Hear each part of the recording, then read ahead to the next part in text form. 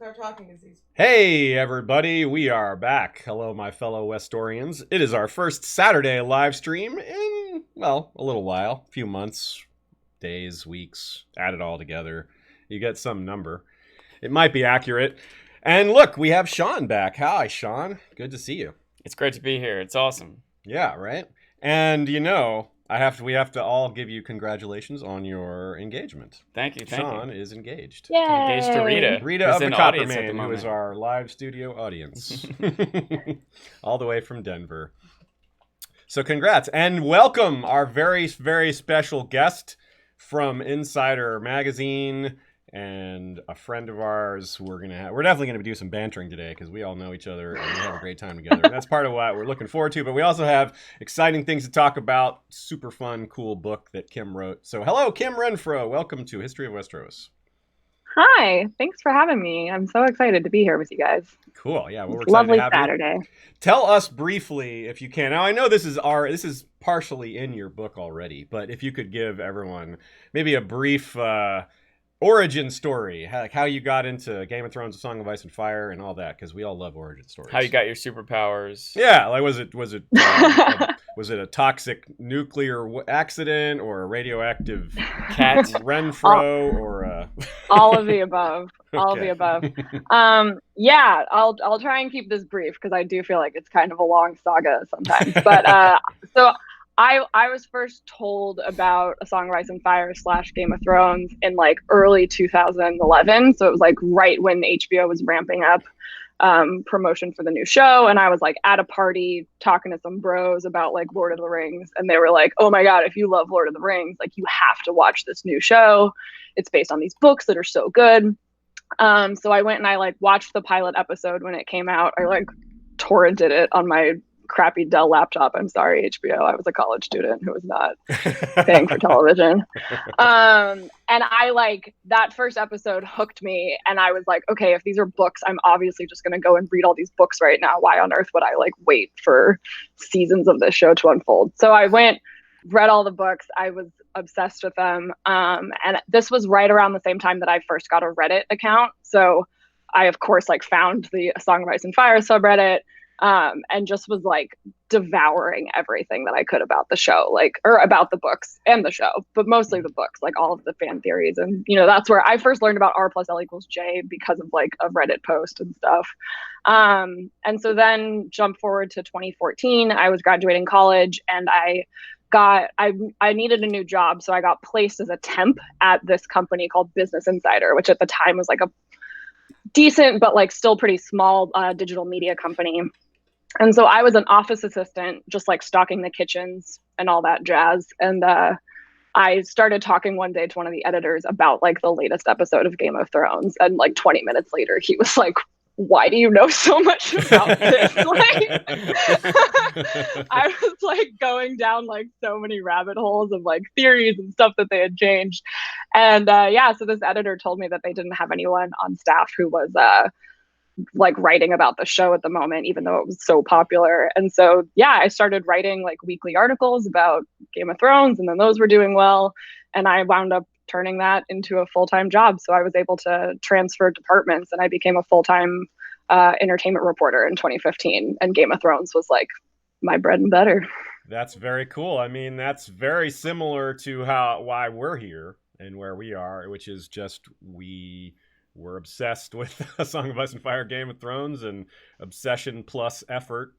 Hey, it takes you places sometimes if you have a little bit Totally of thrown in. So, just real quick, as an aside, is Business Insider, did that become Insider, or what's the relationship with that as far as the corporate structure? Yeah. So it's still the same company, but Business Insider wound up like basically creating a sister site that's just called Insider, and that's where like more of the general lifestyle news lives. And so that's where they kind of put all of the entertainment culture stuff, because what happened was people started being like, why am I reading Game of Thrones fan theory articles on businessinsider.com? That is a little odd. Yeah. Hey, what does this have to do with business? So Amazon so used it's to sell still books. I know. And you get toothpaste. I know. And Game of Thrones t-shirts. Everything. It's Yeah. true. Like literally Yeah. everything. Yeah. So yeah, it's still the same company, but just like now there are two different websites, and so I write for Insider. Well, I have never written a book, but we have here written 2 chapters that were part of Game of Thrones books, and I know that when you write a book, you have to start off with a lot of knowledge on a subject, but then when you start writing the book, you end up with even more knowledge because you have to do research. And that is something that really stands out about your book, because we covered the show pretty detailed with a lot of depth. And right away in your book, I was like, oh, I didn't know that. And then a few pages later, I'm like, oh, I didn't know that. And that really gives momentum. You have momentum when you're reading a book. What else is in you're here? like, well, what? Yeah, that just exactly. Like, there's 15 chapters left, and I've already like learned all these things I didn't know. So that just gave me a lot of reading momentum, which is a wonderful thing to have. And thank you. That's awesome. Yeah, that's ideal. Like, and that, I think a lot of listeners are probably going to be a little surprised, because you guys know we're very detail oriented. So when I find details I don't know about, not only am I like, oh, cool, but I'm a little surprised that I didn't know that. Sometimes a little bit of like, I should have known that, but I didn't. But honestly, that's not the case with a lot of these, because a lot of your anecdotes and things that you unearthed are just a matter of research, or of just people that you have connections to, like network that people that we don't know. And I think that's one of the powerful things that you have to offer here, is not only are you knowledgeable about the series and obsessed with it like we are, and like so many other great fans, but you have access to certain people that the rest of us don't. You know, that like you did some great interviews over your career. You've interviewed some of the actors and showrunners, and that's some we want to talk about that throughout this episode as well. But I think that's really valuable, because that's among some of the things that I was unaware of, were some of the stories from the actors and some from set stories, things like that. And some of this stuff is really interesting, especially in getting into like how the show was adapted. That's something that really stood out for me. So I think there's like a fine line when talking about a book like this, or in a setting like this, where we don't want to like spoil all the secrets in your cool book, because we want people to go read it. But we want to spoil a few of them, because, you know, I want people to have the same momentum that I picked up when I was reading it. Yeah. Was that similar to your experience, Sean?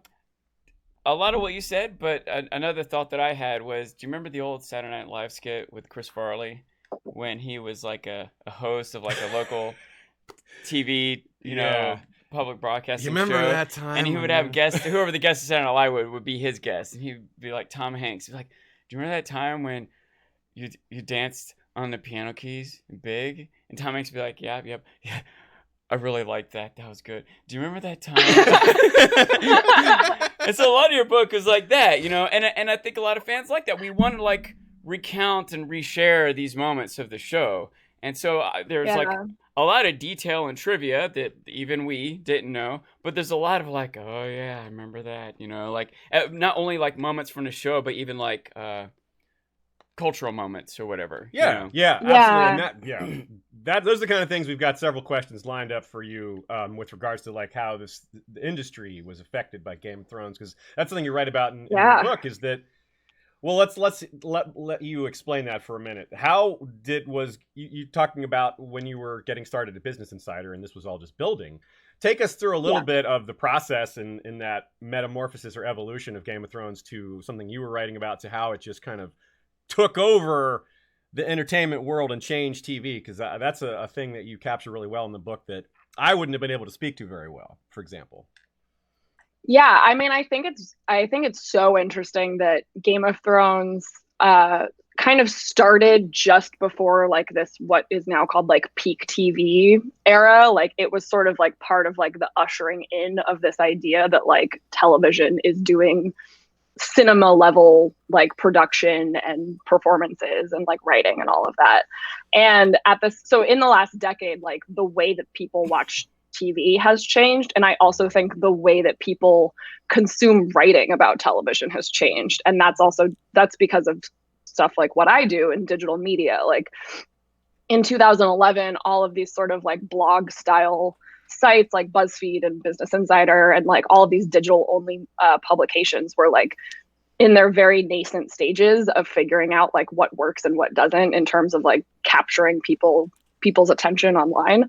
And so, yeah, for me, it's interesting because when I first started writing about the show, my approach was always like, I had read the books and I was watching the show, and I was seeing this like deep gap in knowledge between what was happening on the screen and like what had happened in the books for certain things. Like there were some characters that were just kind of like barely introduced, or there were, I don't know, like things that were teased that like I knew where that was headed because I had read the books, but obviously someone who was just watching the show hadn't. So I started trying to kind of like bridge that gap of information and be like, okay, I'm talking more directly to someone who's only watching the show, and I'm helping like enhance their viewing experience by being like, here are all of these things that like you might not have noticed in the episode, or that were actually references to all of these other things, so that someone could walk away from my article and hopefully feel like they are like smarter about this thing that they love, or that they can go and tell their friend like, oh my God, did you not like this? Blah, blah, blah. I don't know. That was always like my goal. But really I think part of that, thanks.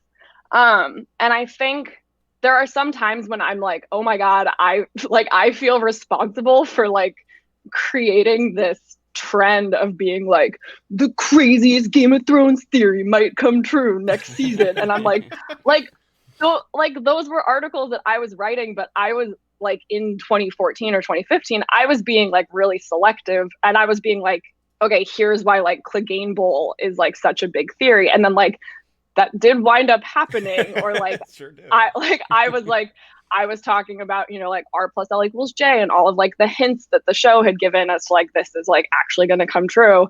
And so I feel like I was being really choosy about like the quality of things. And same thing with like Reddit posts. Like I would sometimes write up like, oh, there's like this like really popular theory going around on Reddit. But I had spent so much time on Reddit that I knew the difference between something that was like high quality analysis that everyone was like really excited and engaging with, versus like a shit post that has like 17 comments and 2 upvotes, and like, you know, like that's not something that we should be giving attention to. And yet I think that over the years, other writers or people just started like assigning out Game of Thrones articles to people that didn't really know what they were talking about.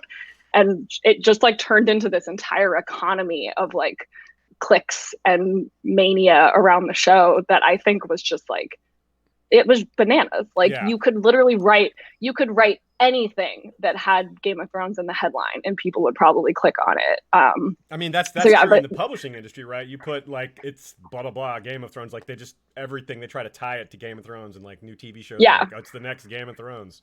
Yeah. Yeah. Yeah. So it's interesting that specifically like what I do for a living was, I think, deeply, like I only have this job because of Game of Thrones, and I've been able to successfully apply that formula to other TV shows and stuff. But it's been really interesting to see how competitive it got over just the last like 3 years. It's changed. How many, can you tell me, because I've never been on Reddit, so I don't have a good perspective. How many? Bless you. Like, smart choice, Sean. A lot of people are like, bad choice, Sean. It's very divisive, right? Variety of opinions on. Yeah, I don't mean to have any negative thoughts on Reddit. I just haven't dipped into that yet. But I'm curious, how many upvotes and comments did Brandon's the Night King get? Was that like 17 comments? And Bran is the Night King. That one was taking off on. So there's like a Song of Ice and Fire subreddit, and then there's the Game of Thrones subreddit, which are 2 very different lands to live in. Yes. Yeah, Bran is the Night King. That is the funniest story, because so not to like get in the weeds too much, but my routine when I was covering the show was like, you know, I basically worked all weekend leading up to Sunday night, because usually, thanks to like spoilers or leaks or sometimes like entire episodes coming out, I knew what was going to happen. So I would like pre-write my articles, like spend all Saturday and Sunday pre-writing articles, watch the episodes, spend all of Sunday night like getting them out and stuff. Monday was usually when I could do interviews. Like that's when HBO made some of like the actors or directors available for interviews. So Wednesday was like my day off. Like that was when I would finally get to like sleep in and just like relax a little bit. But I would always still be kind of on my phone and like tracking like what people were talking about at work about covering the show, because I was very protective of like making sure that we didn't fall into that like crappy clickbaity like realm of coverage. And I remember waking up Wednesday and it was like there was an editor who was like, "Oh my God, you guys, I think Bran is the Night King." Oh God. And you were like, oh no. Have you seen this? And they like dropped in some like other article, and I was just like, no. I was like, no, you guys, like he's really not. Like I can write about why he's probably not the Night King, but like this is my morning off, so like I'll do it in the afternoon. And they were like, oh well, like we can have one article about like the theory, and then like you can feel free to debunk it later. And I was just like, oh my God, I don't need like, till later. I can do that all right. Yes. Yeah. And I just like watched it like spin out of control. And really so that did probably spin out of added to why control. I just like resented that so I have a to no very fond extent. memory of the most recent Con of Thrones, which was sitting in a panel in the audience, not on the panel, watching you and Sam and Joe Magician and Bookshelf Stud, I think, was up there. Yeah, Michael. And yeah. and y'all are like working on this thing. Like we can't see what's happening. Oh, yeah. Like Sam is like working on a thing. Like what is going on? What's she doing with her hands up there during this panel? And at the end, y'all raise up this wire that has letters on it, and it says Bran is not the effing Night King. And it was like 30 minutes into the panel, so it was like everybody's like, what are you guys doing up there? It became clear. It became clear, and we were all like, yeah. That was a highlight moment for sure. Yeah, that was all Sam's brainchild. That was genius. That was a genius call on her behalf. I loved that so much. Yes, shout out to Sam Adolfo. Hell yeah. So we're gonna get into some specifics on the books, on your book, where I've got some quotes even pulled, and we've got some selections and highlights to go through. But first, a couple of little things to get through. I want to give thanks to our patrons. Speaking of making this all possible, Game of Thrones made this possible, and the patrons have also made this possible. So I want to give thanks to folks like Telenis the Talon, King of Gogassos, Rider of Telarius, the Red Dragon with scales, horns, and talons of Midnight Black, and of course, Jeff Gnarly, the Long Snapper, History of Westeros' first sword.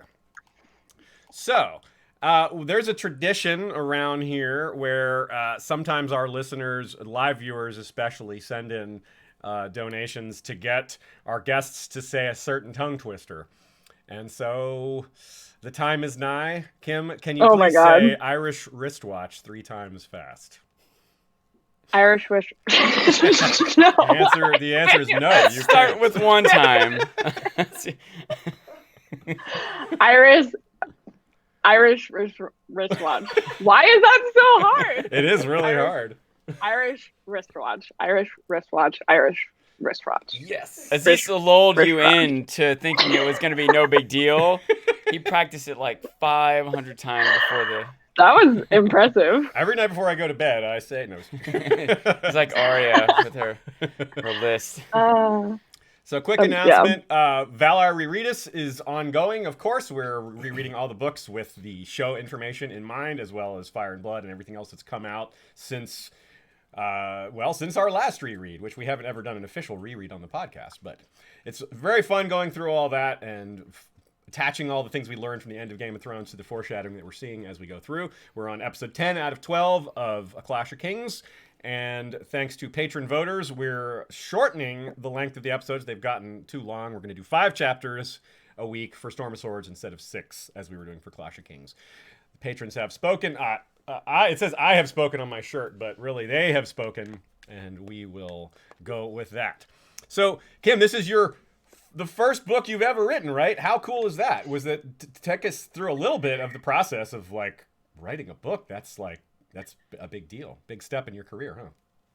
Yeah, that was the hardest thing I've ever done in my life. Very nearly broke me. It was the first time I had ever even thought about writing a book. People keep asking me like, "Oh, what's the next book?" And I'm like, the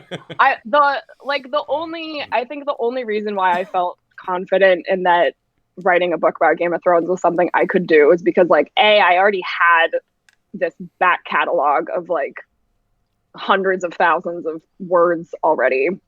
So I knew that I like had like some material to draw upon.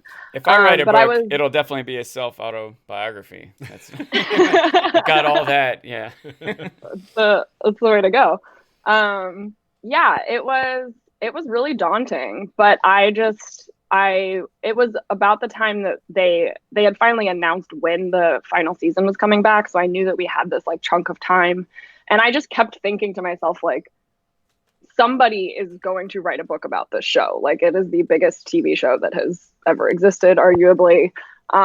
If they aren't already writing it, they're going to. And I just at some point decided that I wanted to be that person, or at least one of them. So yeah, it was really daunting. It was very stressful. I keep being told that like nothing about the process of me getting a literary agent, getting a book deal, and writing the book was like normal. I did all of that in literally a year. Like, the point from which I like pitched the book, got my book deal, and turned in the book, and it came out was like exactly 13 or 14 months or something like that, which fast, is really very fast for the publishing industry. And it was really hard because I was covering the show professionally and having to finish my book at the same time. I had written as much of it as I could without seeing the final 6 episodes. But yeah, that month, like April, May, June of this year, was like the hardest I've ever worked. And it was exhausting, but it was, I'm very proud of what I accomplished this year, and it's pretty rad. 350 plus pages. It is not a short book. I think a lot of people, when they write their first book, probably aim a little lower than that. But this is, I mean, you have a lot of research, lots of detailed research, and you want to get it in there. And yet, like I said, it is a page turner. I mentioned a lot that we pulled some quotes to read, but also you have direct quotes from George R. R. Martin. And some of those are among the things I said that I'd never heard before. And that's, to me, like, if you have a quote from an actor, that's really interesting. But a quote from George, book fans really want to know what that was. Any kind of quote from George, people are like, yeah, what'd he say? What flavor ice cream does he like? What's his favorite pizza topping? By the way, have we held this up on? No, we should. Let's hold it up. Here we go. We have our copy of Unofficial Guide to Game of Thrones by Kim Renfro, entertainment a correspondent for Insider, says here. And you can see the thickness. Yes. And there's art. Look, you can page through. Look, there's some art in here. I meant to. I have that on here to ask you later, but let's just go ahead and talk about that now. How did the artwork come about for this, and who do we have to thank for the artwork in here? Yeah, so the art's all by Devin L. Kurtz. She's an illustrator. I found her through Instagram. Actually, do you guys know Inktober is like a thing that illustrators do? Yeah. So it was October. I'm like, this is bananas. Yeah, that was it. That was a year ago. I was just looking for an illustrator for my book. Inktober last year, I just was like every day kind of like scrolling through and flagging artists that I liked. And I reached out to a bunch of them to see if they would be open to doing custom artwork for the book, because it is the unofficial guide to Game of Thrones. It was not licensed or sanctioned by HBO in any such way. And that meant that I could not use the likeness of any characters or like imagery from the show in the book. But my publisher said that like I should have some sort of artwork in there just to break up the text. And so, yeah, it was kind of a tough brief, because I wound up actually choosing Devin, not just because I really liked her artwork, but because she had never watched the show before. And so it was actually, it made it so that like she couldn't possibly accidentally like draw Kit Harington as Jon Snow. It's probably really hard to not do. Like, you got Kit Harington, Yeah. You've seen 8 seasons worth of Kit Harington, and you're an artist, a visual person. Right. Like, how are you gonna subtract Yeah, that? and so what I did was I fed her prompts based on George's descriptions of things in the book, and so I told her how Ned Stark is described and like what I kind of like wanted for a scene, and then she just like came up with stuff, and we kind of like workshopped it from there. So yeah, it was hard to like figure out what artwork would like evoke things and scenes and people that you were familiar with, and also not get me sued. I think you walked the line well. I had the thought that the artwork was unique, like it not of a different ilk than most of the rest I had seen. Yeah. And I mean, I would have loved to use like some of the great Game of Thrones fan art out there, but so much of it is just like hews too closely to the stuff that you have either seen in like George R. R. Martin related published copyright stuff or Game of Thrones stuff. So, and I think the way you laid your book out is also kind of timeline wise, chronologically, very much a journey through the process of the show, beginning with the origin of the show, beginning with the pitch and the casting calls and just whether it was ever going to be funded in the first place.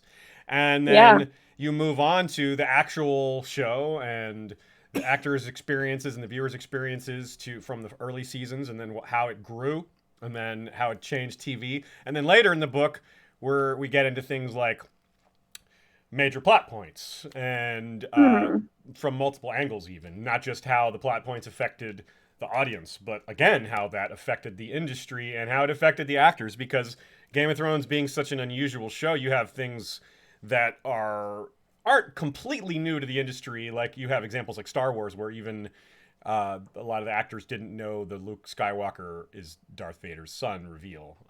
But on Game of Thrones, that sort of thing was taken to another level, where you've got characters who don't know they're going to die. And you have books out there and source. She goes through a lot of different characters and how they handled it. Like like Jack Leeson's like, I got a job and I know exactly when I'm going to be fired based on when my character dies. I want to know when that is. But other actors are like, I don't want to know when I die. Different actors had different methods. And another thing is that even if an actor had read all the books and knew everything, books aren't done yet, man. You still don't know how it's going to end as an actor. So. Right. So that's a good place. A good thing I want to ask you about, Kim. Like when you were interviewing, you interviewed a variety of different actors and people involved with the show. Was that something that really struck you, the variety of ways that the different actors handled their job? And had you seen anything like that before? I mean, the interesting thing about me and interviewing folks like for Insider about Game of Thrones and stuff was like, I was brand new to being a reporter in addition to like writing professionally.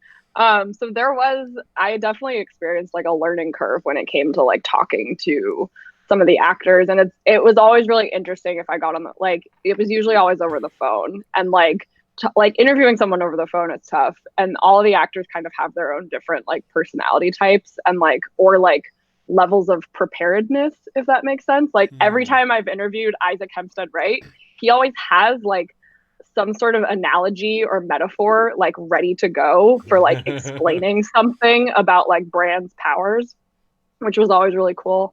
But yeah, the thing that was really interesting about the actors' approach to like, do you read the books or do you not, is that some of them, like you said, were like, why wouldn't I go and get this like thousands of pages of extra information and context about my character and their motivations and how they're feeling and their relationships.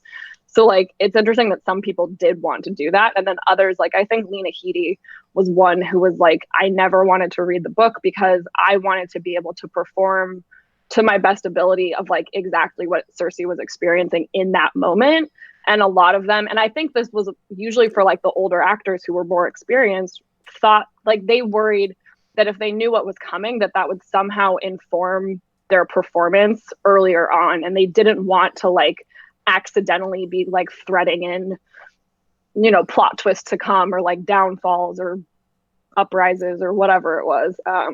You hear about actors kind of like using the emotion that they're feeling and like running with it because it's the proper emotion. Like you could see Cersei or Lena Headey rather wondering when she's going to be killed off and having maybe a little bit of anxiety or paranoia about it and just recycling that feeling into her character.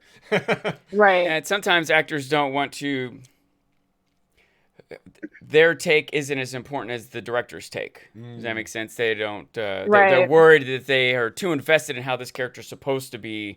They don't want to butt heads with what the director thinks the character's supposed to be. Right. Or what's on the page. Like what what David and Dan or whoever for that episode had written. Like, they don't want to override whatever the directive is in that particular scene. So yeah, and that of was course the interesting. adaptation challenges too. Sometimes the way George wrote it is different, and they have to do it on screen. So like if you read the Right. character and then like that's not actually how it's going to be performed. Yeah, I could see both sides of that without even, obviously none of us are actors, but you could kind of see how that would be a challenge and could kind of at least intuitively understand why there's a lot of different ways to approach that. But let's get into some specifics, some of your specifics of the book. Chapter 3 is a great place to start. It's called The Pitch and the Piece of Shit Pilot. Can I say real quick that talking about the organization of the book, my original intention, which is to kind of like skim through, read a couple highlight chapters, but I just started reading it from the beginning. I got, like you said, like the way that Kim presents it through the course of the show being set up was sort of a narrative, It was like exciting to follow. And even though a lot of this stuff I knew, a lot I didn't know, but even a lot I knew, having it consolidated, all the different random bits of trivia through the years kind of being put together into sort of a story. Anyway, that's true. Yeah, that's a great point. Yeah. Thank you. Well, it's like what you said before. There's a lot of, like you said, a lot of people just slap Game of Thrones on an article and put it out there for clicks. And there is a lot of that. And so that's part of why these, highlighting the people who did it right is important, because you got to cut through all that. And we recognize real, and we know that you're a real fan. You're the level of detail. It's the opposite of what I said happens when I'm reading other articles sometimes or other books, and be like, well, they got that wrong. And then a couple pages later, they got that wrong. So then I'm like, well, what else did they get wrong? It's the opposite of what I was saying with your book. I'm like, oh, I didn't know that. I want to keep. Oh, I didn't know that. Thank you. I am fully like, oh, I'm sure that there's something. Oh no, I know I already got something wrong. I like identified an episode. I said the wrong episode number for like a title, and someone very nicely like tweeted, like DM'd me a photo, and they were like, just want you to know that this is the wrong episode title for this number, and I was like, no. So that is all that to say is that I am not perfect. I do not claim to know every single thing about this show, but I did do a lot of research, and especially with those earlier seasons, because I watched the first 4 seasons as a fan. I wasn't professionally covering the show. I wasn't even thinking about like what a good article would be about this episode. I was just watching it. So for me, going back and working on this book, with those earlier seasons, that was the first time that I had like really read a lot of interviews from like 2009, 2010, 2011, 2012 with like George R. Martin and the showrunners. And especially because back then, I feel like they were a lot more open because they didn't know that this was going to be a super popular thing. So it was like Tom McCarthy, the director, was talking about that original pilot in like this whole interview about a different movie that he was working on. And it's like, back that in 2011, no one was being cagey about like details about the set or like anything like that, because the show wasn't this massive phenomenon. And so that was really fun for me, was going back and kind of re-examining those earlier seasons with like the lens that I have now of being like, okay, like what can I pull out of these interviews, or what did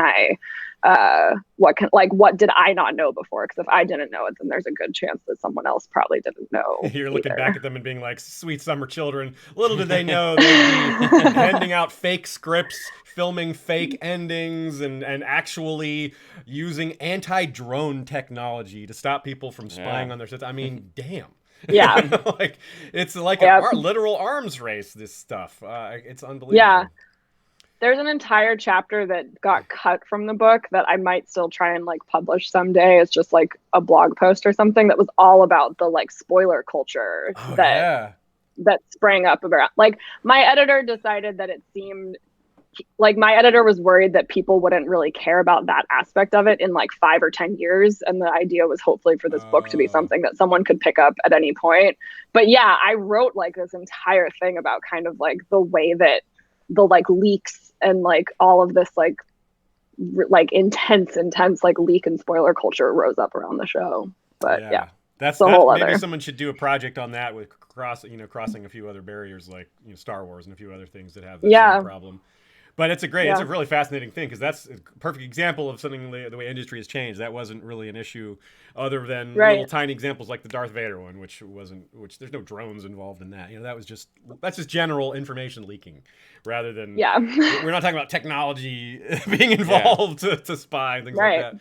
So let's talk about chapter 3, the pitch and the piece of shit pilot. This was really fun to read because, like you said, you were a fan season 1 through 4. We had our show, the History of Westeros podcast was going, but we weren't really covering the show to start off with. We were book focused.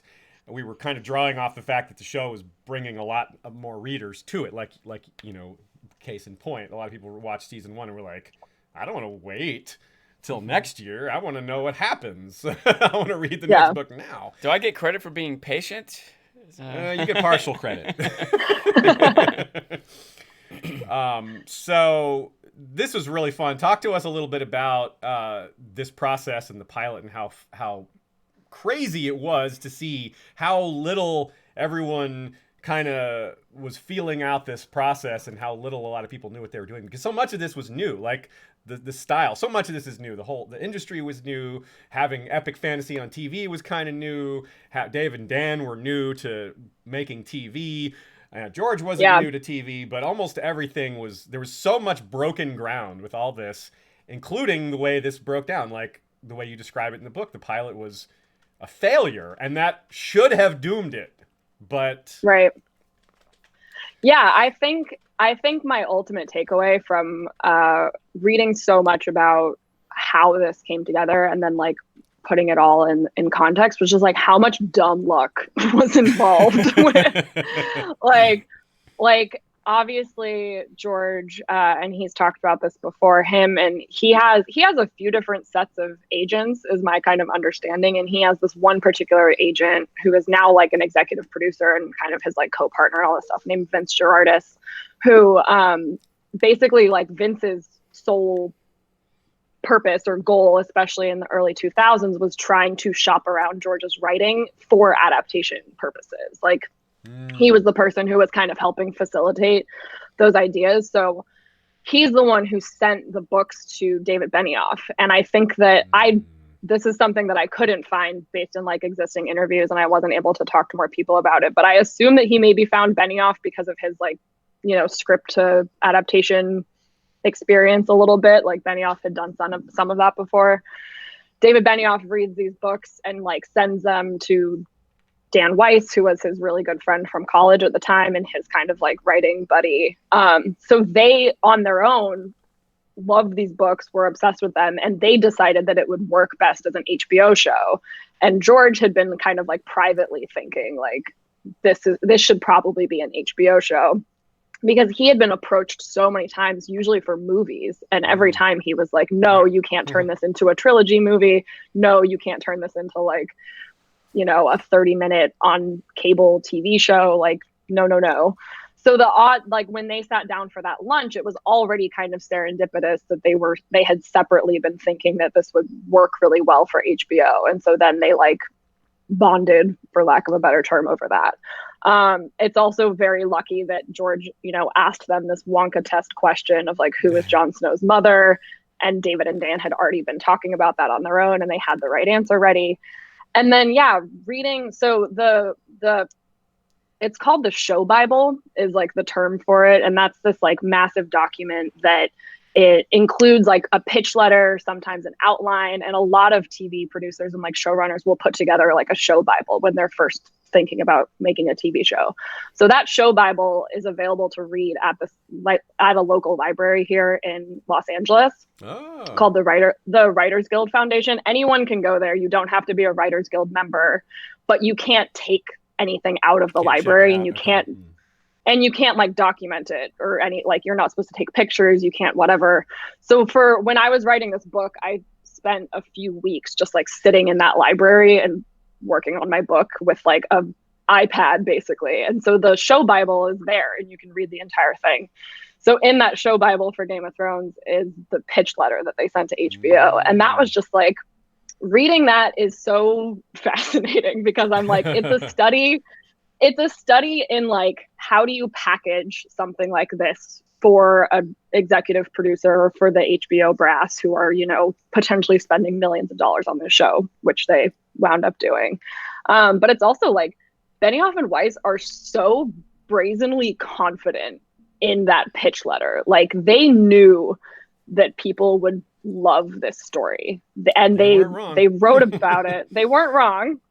But I'm also like, yeah, those guys had never worked in television before. Yeah. And yet like, and I've talked about this with some friends before, but like for me, pitching my book, part of the way that I had to get a book deal was putting together a book proposal. And there's like a section where you have to kind of like talk about yourself and kind of like pump yourself up as being like, yeah, I'm like the person who can write a book about Game of Thrones.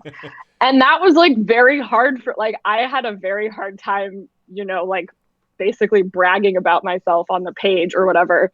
Benioff and Weiss had absolutely no modicum of like, of shame that I could pick up on. Like they're like cursing throughout it and being like, people are gonna lose their minds, and like, but like in much more graphic language. And just like, again, they weren't wrong, but it's impressive to me that like those two guys were so certain about the prospects of the show. And then they that pitch letter worked on HBO, they got greenlit for a pilot. And then the fact that the pilot was so bad that like they have called it a piece of shit, their friends have referred to it as a piece of shit. And I think for what's interesting to me about that, again, is that and you can also read the original pilot script at this same library. So if you're ever in Los Angeles, I suggest going to the Writers Guild Foundation Library. So you can read this show Bible. You can also read the entire original pilot script, which a version of it is online. Also, there's like a PDF floating around online that you can find, but there are two versions in the Writers Guild Library. So I think it's like an even earlier version. But reading that script, it is like entire paragraphs lifted from George's book from A Game of Thrones. It's just like entire swaths of like description and dialogue. And they, I think, were back then a little more cagey about changing things too much. Like they knew that George's writing was so solid that I feel like they kind of thought that all they had to do was put that into like a TV script format and they would be good to go. And that's just not how television works. Like you have to kind of spoon feed audiences a little bit more. So when you compare the two scripts side by side, or even if you're just reading that original script and then like watching the pilot episode, which that's what I started doing. I would like read a scene and then I had my laptop in the library. So I would like watch the actual aired version and like compare the two and like what they had changed. And all the stuff that they were changing was just much more spoon feeding of like exposition and like just even like tiny little things. Like they refer to like a Khalasar as just like a tribe of men instead of a Khalasar, because when Viserys just says that and you have no context for what the Dothraki is, it doesn't actually give you any information as a TV watcher. So like, it's more likely when someone's reading a book that they're going to keep reading the book, right? Yeah. But just because someone watches the first episode of a TV show, they might not keep watching it. So through the course of the show, eventually they'll understand what the Khalasar is. But if they don't know right up front, and if there are too many things they don't know right up front, they just don't know what's going on. Why am I going to keep watching this? Yeah. And I've actually happened to have done a little bit of script editing, and I know that is the thing that's easy to do. You have all this information in your brain, and when you write it, you assume anyone that reads it will suddenly have all the information in your brain. But that's not true. Right. You have to sometimes it's easy to not give a character a name. For like, you're like so-and-so and they get dialogue and so-and-so talks back to them. But in that dialogue, they never say each other's names.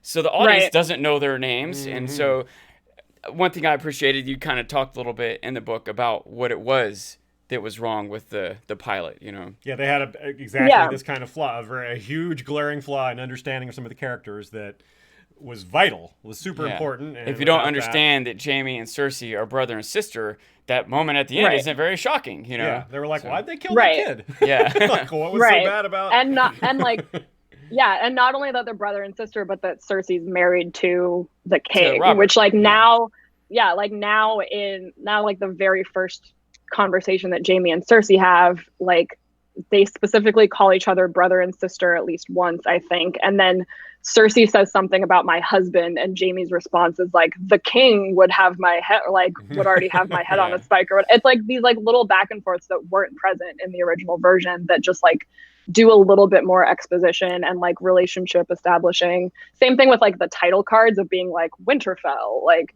that wasn't in the original pilot. Like they had to do a little bit more like geography. That's something when I try establishment. When I try to pitch the show to people who haven't seen it before, I draw a map. I like, this is Winterfell. Here's King's Landing. The Lannisters are here, and the Starks are up there. I think it is for this story specifically important to have this geographical context. Yeah, it really helps. Yeah, definitely. Yeah. One thing I really appreciate too is you broke down how some of the details of the way parts of the pilot were saved, which I think a lot of us didn't know that. For example, that connects a dot that a lot of us were wondering about. You point out Tyrion's hair, which is very blatantly blonde in that first scene and then never blonde again. And people are like, what is going on there? It's easy to just kind of notice and then forget about because it's just hair color. It's not that big a deal, but it definitely stands out. You're like, what's going on with that? And well, that explains it. It was a scene from the pilot, and that's even the little things, like there's like one little scene of Bran climbing, like when he's on the roof of Winterfell and he's watching the king's party arrive, and then he like scrambles down the wall. That's from the original pilot. And like if you're looking for it, you can tell that like Isaac Hempstead Wright is about 6 or 9 months older in like the like, just has like a slightly little like babier face, and his like wig is like slightly different, but like even like those like climbing really ages you.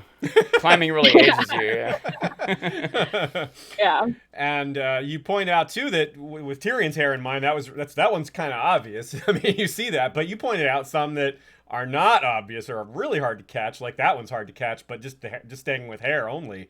There's, for example, you point out Sean Bean. There's some difference in his hair that is. Yeah. You're not going to catch that unless you're really eagle-eyed or he know looks to look for it. So greasy in like a couple. It's like the crypt scene and then one of the courtyard scenes, and you can tell that they like matted down his hair a little bit more in the original pilot to like really, I guess, kind of like place you in this like medieval, we're not taking baths a lot period of time. But yeah. So let's take a quick break, and we'll come back to talk about Chapter 6, which is called Literal Songs of Ice and Fire, a chapter very close to my heart. So for our mid-roll break, let's let people know where they can find the unofficial guide to Game of Thrones. If you can't find it at your local bookseller, we do encourage you to support local bookstores. You can find it on our website. There's a link on historyofwesteros.com to purchase it through Amazon. Also, we would like to thank another batch of patrons who help keep the show running, help keep our lights on, and help us invite cool, fun guests like Kim Renfro on to have awesome chats. Let's give thanks this time to our sellsword captains. Peter Blaze of the Emerald Isle, captain of the Werewood Wanderers, to long lives, quick deaths, cold beer, and warm women. Daeron, Marshal of the Axe, is captain of the Red Tide, resistance is futile. Chiron Callsbane is captain of the Stone Shields, the torrent breaks upon the stone. Haema Helminth is captain of the Whispering Children. Dead men tell no secrets. Shepard is the Shepherd of Essos. All men are sheep before the shepherd, heir to the Whispering Children. Lady Lajara Dajo is the Iron Lily, master archer, castellan of the Summer Island Keep, Arboreal Point, captain of the all-female Wailing Widows. Motto, women and children first. Cody the Crimson is Bastard of Bracken, captain of the Red Waste Exiles and recruiter of the Free Folk. Cameron the Hammer of Hornwood is captain of the English Lions with the motto, honor is the reward of virtue. Lord Brandon Brewer of Castle Blackroon is captain of the Shadow Wolves. Our steel is cold and our vengeance colder. Black Alex Sand is the Bastard of Spears, leader of the Bermuda Vanguard. And Bittersteel is captain general of the Golden Company, beneath the gold, the Bittersteel. And our ward is as good as gold.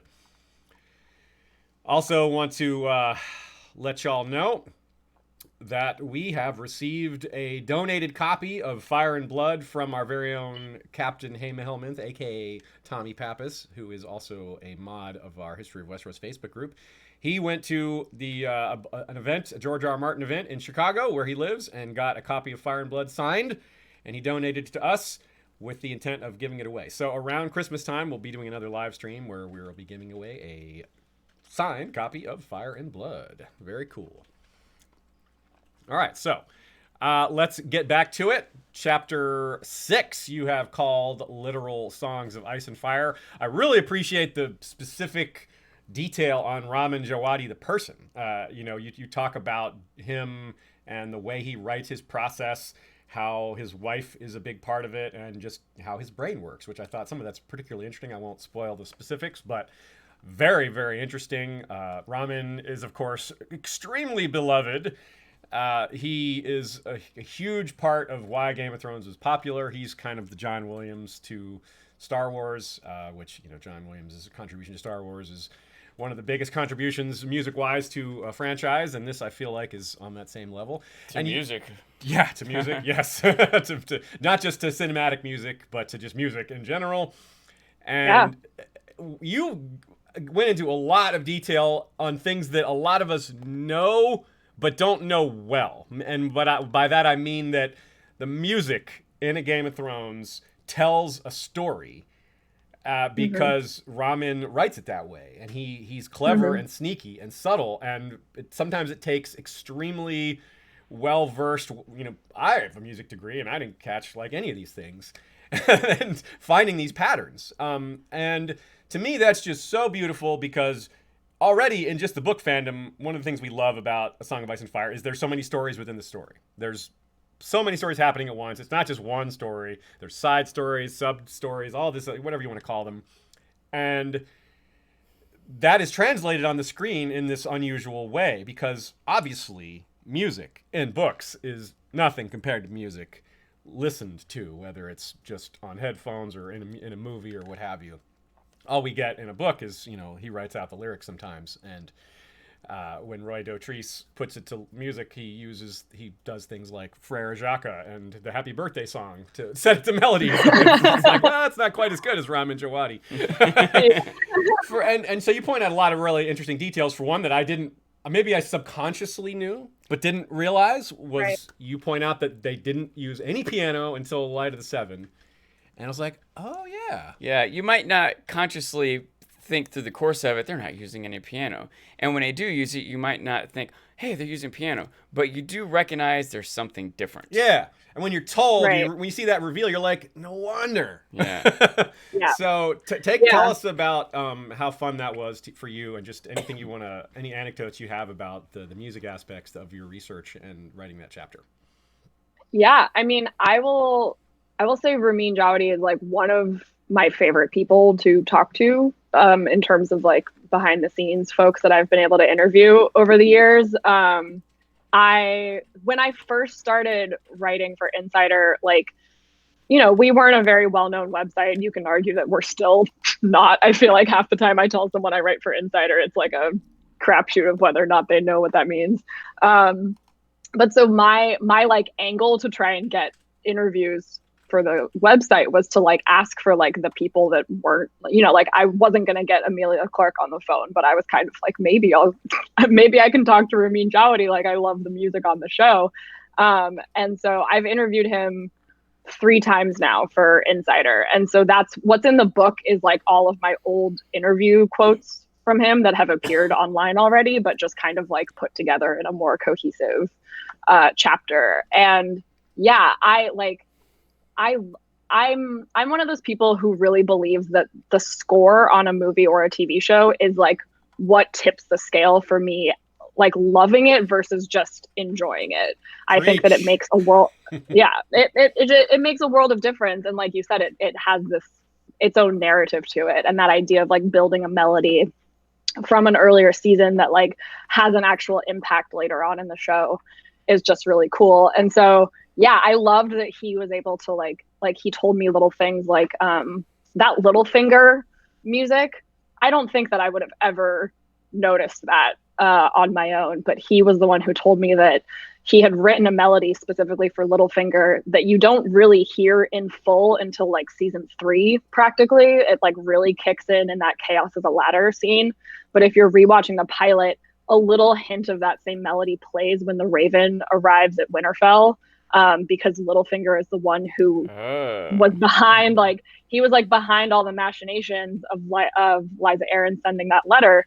And you're not going to find that out for seasons and seasons and seasons. but Ramin Djawadi put a little musical cue in there that like if you're rewatching it, you can hear this like foretelling that Littlefinger is somehow involved in what's happening here. I love that so much. So yeah, because, just stuff like that. Yeah, because this is something we just harp on to our listeners. Is like George R. R. Martin has been very clear that he wrote A Song of Ice and Fire to be reread. He puts stuff. He gives you the answers to riddles before he even tells you what the riddle is. So this is exactly the same thing. Ramin Djawadi. Okay, first of all, people in the chat have been telling me I'm saying it wrong. It's Ramin, not ramen. He's not noodle. He's not noodle soup. My bad. I apologize. Ramin Djawadi. So he's basically he's captured George's technique. Not that George invented this technique, but he's fit in with what's there so well, and we just love that. I appreciate that so much. Yeah, and he's a very cool guy also on his own. Like he's so humble. He's very like kind of like soft-spoken, just like chill, is like obviously a master of his craft for being so young too. I don't know exactly how old he is, but I think he's in his like mid to late 30s. He'd never be able to write a pitch pumping himself up to HBO like D&D, right? No, I don't think he would. He'd have to send a sample of his music. That would tell the story. Yeah. So yeah, I'm so thrilled that like people have really connected with him in particular, and that they like celebrate what he contributed to this show, because it's just like it's immeasurable how much better I think the music made certain scenes and episodes over the years. And again, like you said, it adds to that rewatchability of it. And this is something that is really big. I think that you, as someone who's a real fan, I keep using that phrase. I don't think that's a good phrase to use, but people know what I mean. Because I don't think we should be judging people on their realness. We're not, but you know what I mean. We're not gatekeeping here. But yeah, that's not what I. There's a level. Yeah, I think for me, I think what you mean is that like I've like been at least observing fan communities. I was not very active on Reddit or anything like that, but like there's a difference when you're writing about something or interviewing somebody, and if you have like been embedded in that fandom community and been observing conversations that people have and rewatching stuff for years, versus someone who just like gets an assignment to go interview somebody and you don't really know very much about exactly what's going on. Like there's like surface level questions that you ask in an interview versus like, tell me about the musical cue of Light of the Seven, because like, I don't know. Yeah, because you're a fan and a journalist, so you have the same questions that a lot of us have, because you want to know, you have fan-centered questions, but you have the skill to ask them properly as a journalist, to know how to like phrase the question and to get the information you need. A lot of us would just be like, "Oh, tell me the blah blah," we would just. So we're lucky that you're not just someone doing a job that. That really shows. Thank you. So in addition to Ramin, we're all, Sean and I and Ashay as well, we're curious to some of the other actors and actresses that you interviewed, or showrunners that were particularly interesting, or any particular anecdotes you want to share. Some of them are in the book, of course, but if you have ones you want to highlight, or maybe even some that weren't in the book, whatever you think is good, go for it. Yeah, I mean, the trickiest thing about writing this book was that I wasn't able to do any new interviews for it, specifically because HBO was not sanctioning it. So like there are so many more people that I would have loved to talk to for the book that I didn't. So in that way, I think I had to get a little more creative with what I was doing in terms of like using interviews that I had already conducted for Insider in years past, versus like my costume. I have a whole section on the costumes, and like I would have loved to interview Michelle Clapton, but as you guys might know, like they have that like big hardcover costume book that just came out this month. So like, of course I wasn't like, they were doing their own basically like mega volume of like costuming, whatever. So for my chapter, I had to just kind of like do all of my own personal analysis, which was a little daunting. But I think in the end it made it so that my book is a little bit more, it's a little more personal than it would have been otherwise if I was just doing like a bunch of, canned Q&A, like spouting off. But yeah, like I have not ever interviewed David Benioff and DB Weiss, and I Okay. would love to, but I would also I feel like I would be so, I don't know, like I feel like maybe that's just not not in the not in the cards for me, because it's just What such a contentious. gives you the right? First of all, how dare you? First of all, how dare you? Yeah, probably not gonna happen.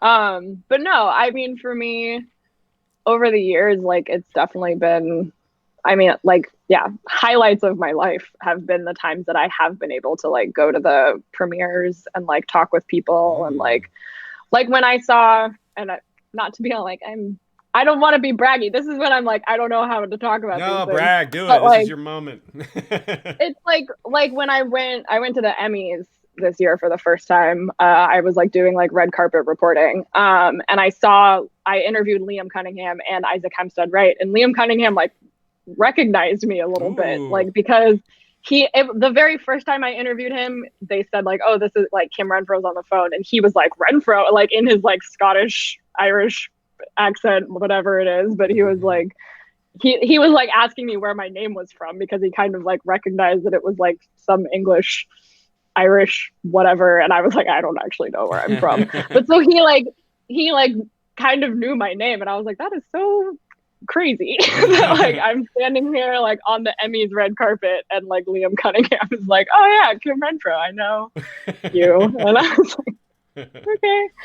So yeah, it's very cool. And all like, yeah, also at that, I went to the HBO after party for the Emmys, and like I saw Ramin Djawadi, and he recognized me also, because I've interviewed him 3 times now. And it almost seemed like he wanted to like chat, but I was so like, hello, good job, like, and I just kind of like kept moving, because I didn't want to like be a weird person who was like imposing on their celebrations. But yeah, I feel very, very lucky that I get to do what I do, and it's really fun. I really loved y'all. Anyone who picks up the book, or maybe already has, you're going to really love the section on what she has to say about Conleth Hill. And Yeah. and that's stuff that I think people have heard before, like blurbs, like little hints here and there have emerged over the years that Conleth Hill is a great dude. And yeah, you he's seem excellent. to confirm that. He's great. So the next chapter I want to talk about a little bit here is chapter 7. It happens to be the next one. Words Are Wind, Greatest Moments in Series History. And I really enjoyed this section, but I also want y'all who are watching live or listening live to chime in with some of your favorite moments in the series. Now, Kim, you picked a wide variety of quotes, and I appreciate this. May in a vacuum to our listeners, this may sound funny for me, a little odd for me to say it this way. You noticed you picked a lot of quotes, some of which were also book quotes, but a lot of them were show-only quotes, and I think that's good, because while you obviously have read the books and know them really well and weave that into this book, it's more about the show than the book, so it's appropriate to kind of highlight the things the showrunners did on their own. It is the unofficial guide to Game of Thrones, not the unofficial guide to Ice and Fire. Right. So a good example I picked out. So yeah, folks, weigh in with your favorite moments, but also an example that I pulled that you gave is something that, which also touches on the difference between book and show, is the challenge of adaptation and presenting the information. Like Sean said, you have to, what we know isn't what the audience knows. You have to present it in a certain way that works for TV. And with Ned's execution, which is a perfect example, because it's also a redefining TV moment. So a lot of things happening in this moment all at once. And the way you put it is that in the book, it's from Arya's point of view. So you're not in Ned's head. You don't see you don't have close up of his eyes. Arya's too far away for that. But what you do have is the way they changed it. You describe it very well, how they used like Ned's and Sean Bean's eyes, and he was like gesturing to Yoren, and they were able to show that. Mm-hmm.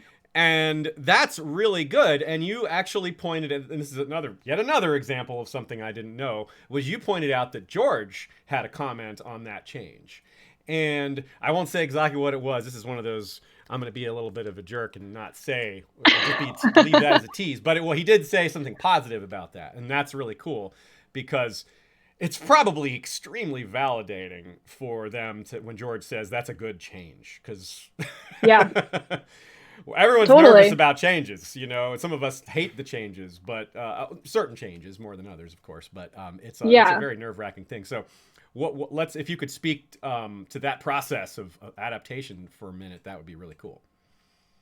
Yeah, I think that there are, I think that Ned's execution is a good example of times in which it completely benefited them to have the ability to like show like alternative points of view. And in that case, it was, I think a lot of those perspective changes were coming primarily from Alan Taylor, who was the episode's director. Can you guys hear me? Okay. Yeah. Okay. I Cool, muted to just say wanted to something to make Sean off camera. That's all. Fine. But yeah, and so for Ned's execution in particular, I think that the buildup of tension in that scene is so well done. And yeah, like you mentioned, the addition of having Ned like clock the fact that Arya is there in the crowd and like basically make it so that his last act, like the last thing that he can do and not like have any sort of impact on, is protecting his daughter, was really powerful, and I think for the better. And yeah, that's just something where, because that chapter is told from Arya's point of view, we have no way of knowing what's going on in Ned's head. And the fact that the last time that we are in his head is in that dungeon scene, which is another like, God, it's just a beautiful episode of television. Mm-hmm. But like that scene, with the way that they pulled off that scene between him and Varys, and like Conleth Hill and Sean Bean in that like quiet, just like the two of them lit by torchlight scene, is so good, and it says so much. And the way that I like that they open the episode with that conversation, and so then as you're watching the rest of the episode, you're wondering what Ned is going to do, because Varys like leaves him with this choice of like basically like your daughters or your head. And then the way that they structured the episode, so that you're checking in with Rob and Catelyn, you're checking in with Arya a little bit, and you're kind of like the entire time, if you were a show only person, you might be wondering, what is Ned going to do, and how, like, what are his family's motivations versus like what is his motivation, and then the entire story as a whole. And I just think it's very, very well structured, in a way that is unique to a TV show presentation versus what George did in the books. And boy, did it affect people. I mean, you know, I had read the books already, so I knew it was coming, and I was kind of like in that gleeful, like a lot of people were with the Red Wedding, like, how are people going to react to this? And there were like friends of mine on Facebook the next day was like, maybe he's not really dead, and I'm like, sorry, y'all. Yeah, I know. But so that's a great segue to the first actual quote I've pulled from your book, which is both talking about how Game of Thrones affected TV, something we've touched on briefly throughout the episode but haven't gotten into with level of detail. So let's do that now, and we'll start off with this quote. Sean's going to go ahead and read it. Something we might take for granted now is the way Game of Thrones reworked audiences' expectations about the pacing of a TV season. Ned Stark's death, the Battle of Blackwater, the Red Wedding, the Battle of Castle Black, Hardhome, the Battle of the Bastards, all of these were major events that any other series might have saved for its season finale. But the Game of Thrones took a literal page from Martin's books and sprinkled in huge, upending plot points earlier in the seasons. Yeah, that's super concise. I thought that was a perfect way to kind of explain all this and narrow it down. And I didn't really think about it that way, too. I mean, I knew, like, when you say Game of Thrones changed television, that statement is something that a lot of people can identify with. But when you get into the details of exactly how, that's not something that most people can speak to with expertise. Like, well, just because it was so popular, because of the people dying, you know, like there's a lot more nuance to it than just that. So that's something I really appreciated. You got into a lot of detail with that. So if you could speak to some of that, while also would love to hear about the industry side of this. I mean, a lot of us, we saw these things as fans, you know, but in terms of how it reshaped the industry, we're not as we don't know about that as well. That's a little outside of our sphere. So I think a lot of listeners would love to hear something about that. Yeah, I mean, as I said in that quote, it's very funny to like see my own my writing in like quote form. I'm like, oh yeah, I did say that. I wrote it. You sure did. Word. You know, it was not bad, Kim. Uh, I, by the way, will like never read this book again if I can help it in my entire life. So nice. Um, so yeah, the idea that the penultimate episode of TV is actually the most important, like show-stopping one, is something that I think some other shows were maybe doing, but now I think Game of Thrones made it a lot more common for you to not put all your eggs in the basket of the finale, but instead like do something very like dramatic and yeah, like game changing a little bit earlier in the season. And then it adds like an element. I think for TV audiences, that's a lot more exciting. To feel like you don't precisely know what the pacing of a season is going to be based on the episode number. I think with Game of Thrones, it maybe became a little bit predictable for them that you would have something crazy in the penultimate episode, which is why, I mean, and then like, it's also really cool to me that Benioff and Weiss then used that to their advantage, because that's why Hardhome was a big surprise to people, because we were expecting we were expecting something crazy to happen in episode 9, not episode 8. And so like the fact that episode 8 was actually their big kind of like blockbuster moment of that season was really cool. But yeah, I think in terms of how it's affected the industry overall is like now we're getting seasons of television that cost $100 million like it's nothing. Yeah. And like that's like I mean, we have Mandalorian right now, I think was about that expensive. Witcher coming up was also another one that Netflix, I think, poured a lot of money into. So this idea that you can take a blockbuster movie's budget and put it into television is something that Game of Thrones absolutely changed and made a lot more common. Especially given which type, you said The Witcher is, you know, and then we have Lord of the Rings show and a Wheel of Time show, and Brandon Sanderson stuff has been options. You can really see where a lot of that money is going with genre wise. Yeah, I also think that Game of Thrones made it a lot more common for you to have like a true ensemble cast of core characters instead of just one singular star. And again, like Benioff and Weiss used that to their advantage when they cast Sean Bean, and he was by far the most famous person in this new show. So everyone assumed that that's the main protagonist. He's clearly the star of the show. Sean Bean's the most recognizable face here. We're going to follow him for however many seasons. They use that to their advantage to make Ned's death even more shocking for people who were only watching the show.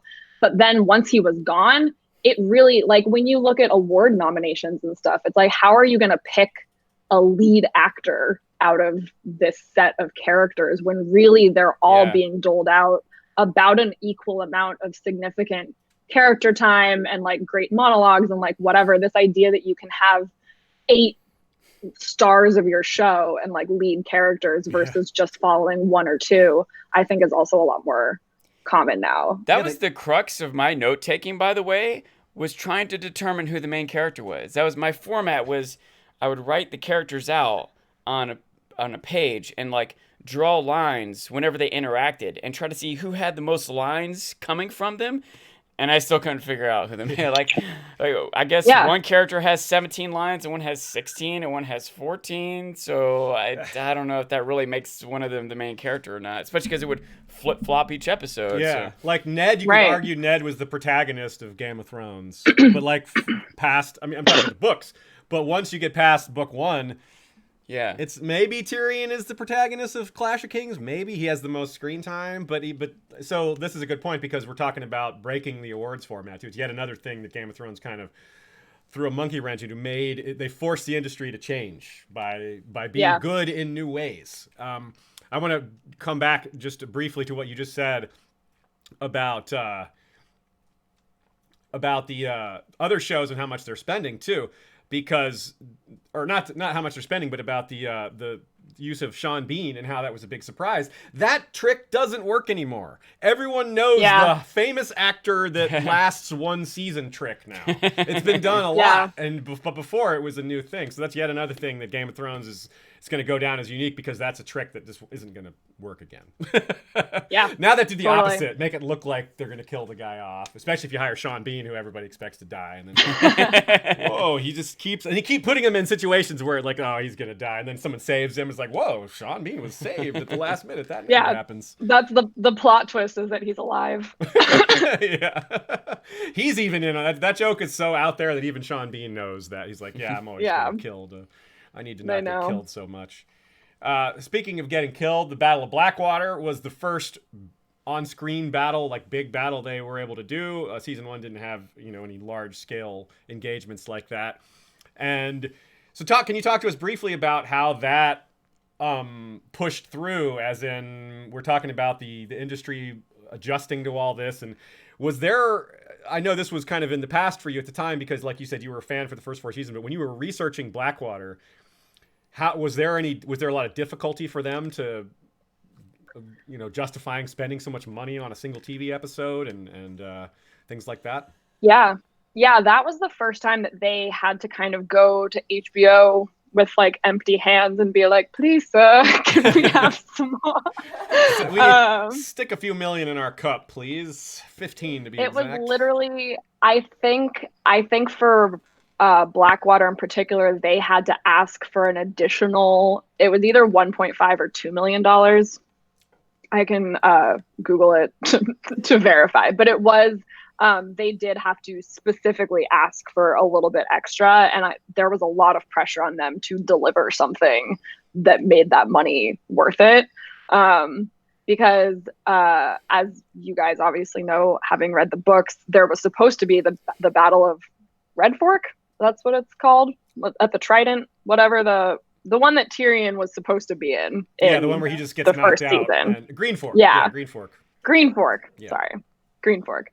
So they were not given extra money that season, so they just had to kind of like hit Tyrion upside the head and skip the entire battle, because HBO wasn't giving them extra money to pull that off. And so Battle of Blackwater was a big testing ground for them, and they brought in Neil Marshall, the director, kind of at the last minute. So again, it's like the amount of just like dumb luck, but also combined with clear talent involved in some of these like earlier seasons. Like Neil Marshall did not have very much time to prep for that battle, and the fact that he pulled off what he pulled off with those action sequences is pretty incredible. And then a big part of the budget obviously went into all of the CGI with the wildfire, which still looks great. Like that holds up. So I think that they probably breathed a very big sigh of relief when people responded to that episode the way that we did, because it was a fantastic episode of television. I think it's gone down as a lot of people still cite it as their favorite battle of the whole run of the show, even though it maybe has the least money spent. Not that it doesn't have a ton of money spent on it. It may be the least visually spectacular, which is, again, not to say it isn't visually spectacular, because they just kept upping the budget and the show got more popular. But a lot of people still think it's the best because of the conflict, the character moments, the music, and a variety of reasons. Am I mistaken? Are you one of the people that thinks it's the best, or it's close? I think Hard Home is the best. Okay, but one thing about Blackwater, Team Hard Home. Yeah, one thing about Blackwater was that it wasn't pure battle. I don't know how to say that, but a lot of what I think makes it good is that they were limited in a budget, so they couldn't just have 20 continuous minutes of fighting in CGI. We get this interaction between Bronn and the Hound, and we get this. Sansa and Cersei was really good. Yeah, Tyrion's speech and stuff like that. I obviously don't. Obviously action is a big part of this, and it's popular, and these battle scenes are exciting, and a lot of effort and talent goes into them. But I care way more about two characters talking to each other than I do about two people slinging swords at each other. So, but when they get two people slinging swords at each other, that's like the highlight moments, So. Yeah, like that really stands out. You're right. When they do both really well, then you're like, I'll watch that over and over. So which I think Blackwater achieves, because they're balancing especially with Yeah. like the women in the castle, like the juxtaposition between those like little two-hander, two characters talking scenes with the action happening outside the castle is very, very well It's done. extremely good. Yeah, and I believe there was a viral post going around Twitter and Facebook where there was some person that watched Blackwater like 2,000 times in a year. Some Oh my God. HBO Go published some data, and I don't know. I didn't like look. Oh, yeah. They shared their HBO account. Right, it's a share. Yeah, Shea points out it's got to be a shared account, but still, a shared account that watched Blackwater 2,000 times is still really spectacular. Spectacular. Yeah. So I pulled another quote from your book. This is a shorter one. I think it's really perfect in terms of how much it captures in terms of foreshadowing and just storytelling. Sean, you want to read this one too? Sansa's reaction in this moment will be a through line to the final seasons and her ennobled fight for the North, while Cersei's flight to the cold Iron Throne foreshadows her journey. Cersei sits upon that steely seat of power, not hers by right, with Tommen in her lap. Yeah, this is a moment from season 2 that you explained really well their arcs from an early point and where they're going. And that's really accurate. Yeah, Cersei going to the throne, hiding on the throne that doesn't love her, intending to die on the throne. Of course, she's interrupted by her father marching and saying, "We won." But that's a great quote, and this is something that I wanted to highlight for people listening because I think that's something that people will really appreciate and maybe encourage them to check the book out. Thank you. You're welcome. So the Red Wedding, though, that's another talk about a huge moment of TV. Ned's death was almost like a setup for an even bigger game-changing moment because, as you put in the book, surely this time, but, we wouldn't. So it was a big moment on TV, obviously. It's one of the moments that rippled through the industry. It was you got people on Conan O'Brien, you got people filming their friends like we did. We have a reaction of Sean because he hadn't read the books. He Rippled through culture. Yeah, he was one of the people with his hands over his mouth like, oh my God, I can't believe it. But you read the books by then. So just for fun, what was it like for you seeing it on TV versus like, managing your friends' reactions and kind of were you chuckling or were you like with them crying or somewhere in between? I actually don't. I think I watched it with, at the time, my boyfriend. He's now my husband. But we had both read the books at that point. So I kind of missed the like in-person, like cherishing that with other people. So I was one of the people that really loved watching all of those YouTube videos like in the following days, because that was where I got like my satisfaction of watching people in real time realize that this was happening. But it's funny because with the Red Wedding episode, I didn't really love it the first time I saw it. It was so brutal. I didn't either. I was really harsh on it in terms of like, it bothered me that I felt like we didn't actually see any of the Stark men or like anyone in that room really put up a fight. Like that was, to me, reading that chapter was so heartbreaking because not only like was it a shock when the fighting starts, but like there are a couple moments where you think like they might still be okay. Like like there are 4 people protecting Rob and like there are tables turned over, turns into shields, and like there's a little bit more of an actual struggle. And it kind of, when I was like watching the episode unfold, it bothered me at first that it was like literally just bloodshed and like nobody was getting a knife in or a stray stabbing to a Frey man or someone. So that kind of bothered me. And the silent at like Catelyn's scream and then like the silence also like didn't sit well with me at first, because again, like in my head I had like that Catelyn's entire internal monologue and that like not my hair, like Ned loves my hair. Like I was missing like feeling that from her when I first watched it. And in the years since, and when I have done like my rewatches, it's definitely grown on me. And I think appreciate the choices that they made there. But it's interesting because at first I was kind of bummed out that it didn't quite match what I thought in my head it would look like. And now I've kind of come to just like understand them for their own separate adaptations. But yeah. Do you have a violent reaction anytime or some sort of reaction anytime you see like that Frey hat on someone? 'Cause I do, yeah. It's brutal. But yeah, you like that the cultural impact of it was something that I saw happen right away. Like people talking about it, and it really broke through, I think. And I don't think that the show would have been as popular if they hadn't made it to that moment. And that's the big thing that Benioff and Weiss have said, is that when they first started, like even like in their pitch and stuff, they knew that if they could at least get through 3 seasons, like if they could convince HBO to continue bankrolling the show for 3 seasons, that if they hit the Red Wedding, that was when they would capture like even more millions of people. And they did. They're right. They were certainly right about that. So yeah, so a little bit more about that. How did it impact the industry? Like Ned Stark's death was, you know, a pretty big moment in the industry. But what about the Red Wedding? How did that? We talked about, you know, people like from Conan to all these other TV shows were just all of a sudden talking about Game of Thrones. And did you see that impact on your side of things, or was that just maybe a little before you were doing this professionally, or what yeah, it was. It was definitely before I was. can't leave. We need to keep her writing about this show. No, I wasn't writing about it yet. I didn't start writing about it until season 5. Mm-hmm.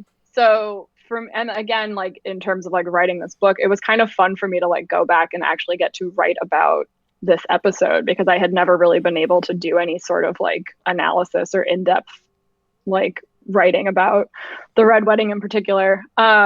So yeah, I think it changed the industry, especially like when we talk about like spoiler culture, and not like leaks and like pre-episode stuff, but it's like, what is the window in time after an episode airs that it is like okay to discuss what happened in that episode openly? And so the Red Wedding was really interesting, because that was an example of like book readers could have very easily like ruined it or spoiled it ahead of time, because we all knew what was coming, but they didn't. And like the fact that there was this very careful like internet lingo, like they would just refer to it as RW on like forums RW, and stuff. If you like go back, they wouldn't even say wedding. And then after the episode aired, I still feel like it was this like unique thing in that people still like they would say Red Wedding, but people would try and avoid saying like exactly what happened at the Red Wedding, so that even like a year or 2 later, if people were finally then deciding to catch up with Game of Thrones,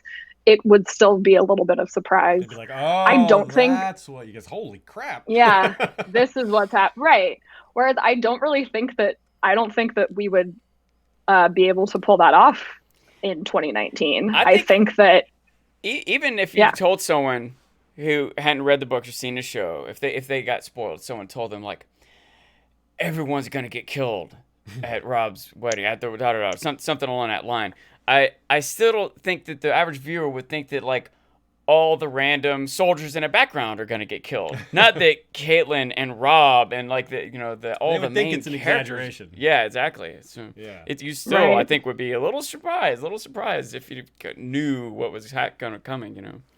And I mean, it's a testament to the writing that even knowing what's knowing what's coming, it still doesn't lessen the impact. You're saying, it's actually seeing it versus just hearing casually like, oh, Rob dies. Yeah, you wanna see like exactly like I was riveted. I knew exactly what was going to happen, but I'm still like, how are they going to do this? And the same, I'm gonna have that same feeling when House of the Dragon drops. I mean.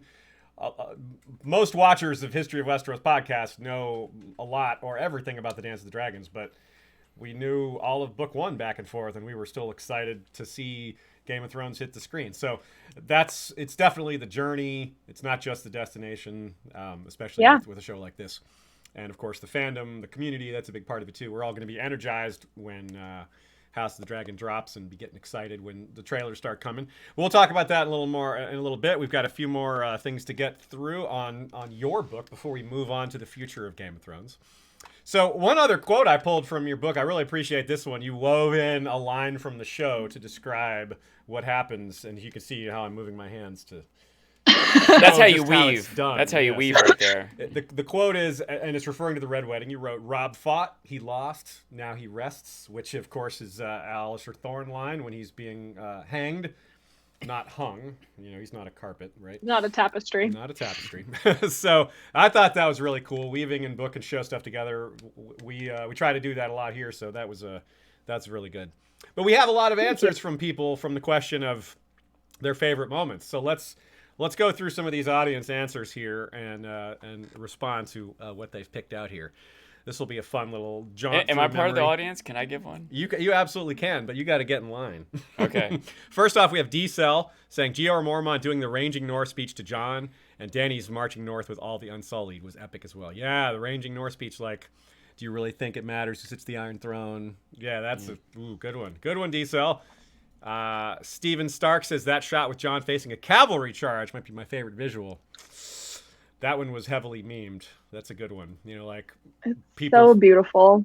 It came up a lot yesterday, being Black Friday. It's like Black Friday shopping. Yeah. Retail employees are Jon Snow. Like, oh God, here they It's come. also, I love that shot because Jon is one of my favorite characters, and I really love Kit and like all the hard work he put into being Jon over the years. But like that shot, the fact that like you don't have Jon's face, but like his body language in that moment is doing so much to show what he's feeling. And then the fact that those were actual horses that they had on, like they could have easily CGI'd that, but the fact that that was like a real shot of like him being charged at by like 20 horses, it's beautiful. 20 so yeah, horses. I second that. Yeah. I second that nomination. Sean, read this next one. The Tower of Joy scene where it eventually shows baby Jon, then switches to current, soon to be Kitn Jon. King in the North. King in the North Jon. The monologue Kat tells Talisa about the baby who got the pox. The scene where Arya tells Gendry, I can be your family. No. Tear. No. Favorite battle? Battle at Castle Black. And that's from Meyer27. Thank you, Meyer. That's a bunch of good choices. Yeah, the Tower of John. Well, that kind of works. Tower of Joy scene where they merge from baby Jon to adult Jon. That was really good with the music. From now too. on, Tower of Jon. Tower of Jon. That is what it should be called from now on. I've never heard that pun before. That's surprising.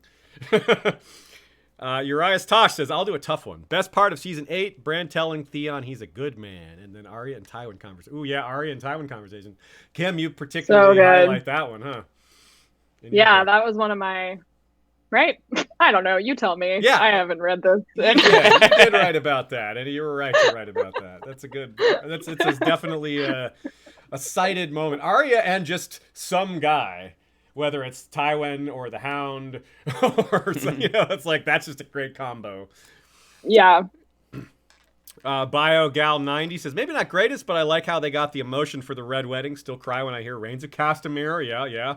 I also think Pod singing Jenny's song was totally awesome. Yeah, definitely. Hard agree with Tears. all that. Yeah. John Hay. Tears every time. John says Brienne's knighting is my season 8 highlight. Most of Dany's non-English speeches. Ooh. Cersei and Tommen on the Iron Throne during Blackwater also gets me every time. The unfurling of the Stark banner on the Wall of Winterfell following Battle of the Bastards. Oh, yeah, that's a good one. They get their home back. That is really powerful. Yeah, good. Great imagery. Like lots of those. Yeah. Khaleesi Clues, which is a great screen name, says, Good afternoon. Jon beating the tar out of Ramsay Bolton. Arya killing Walder Frey. 2 of my favorite scenes. That right on. Someone likes revenge. Can't deny that. Those were pretty satisfying, though. Like, as far as someone who deserves a beating or a killing, those 2 are good examples. John Webster says, adore Cersei and Tommen on the Iron Throne in Blackwater, which is written by David and Dan, despite most of the episode being written by George. Yeah, so that's just a few people citing that one. Very good. Danny McKay, first time seeing the wall in Castle Black. Oh, yeah, just like right off the prologue scene. Yeah, I mean, I definitely got a little teary when I saw the first episode because I was waiting, since 2006 when we started announcing it. I followed that whole process along and was just... So a lot of us were kind of anxious to be, is this going to be good? I hope it's good.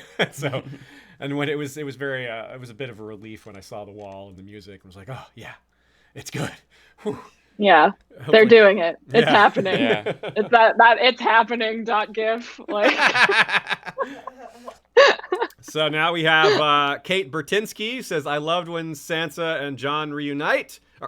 That first Stark reunion packed a punch. Ooh, I think one of my all-time favorites is when Edmure is struggling to light Hoster Tully's funeral boat and the Blackfish steps in and is a total BAMF.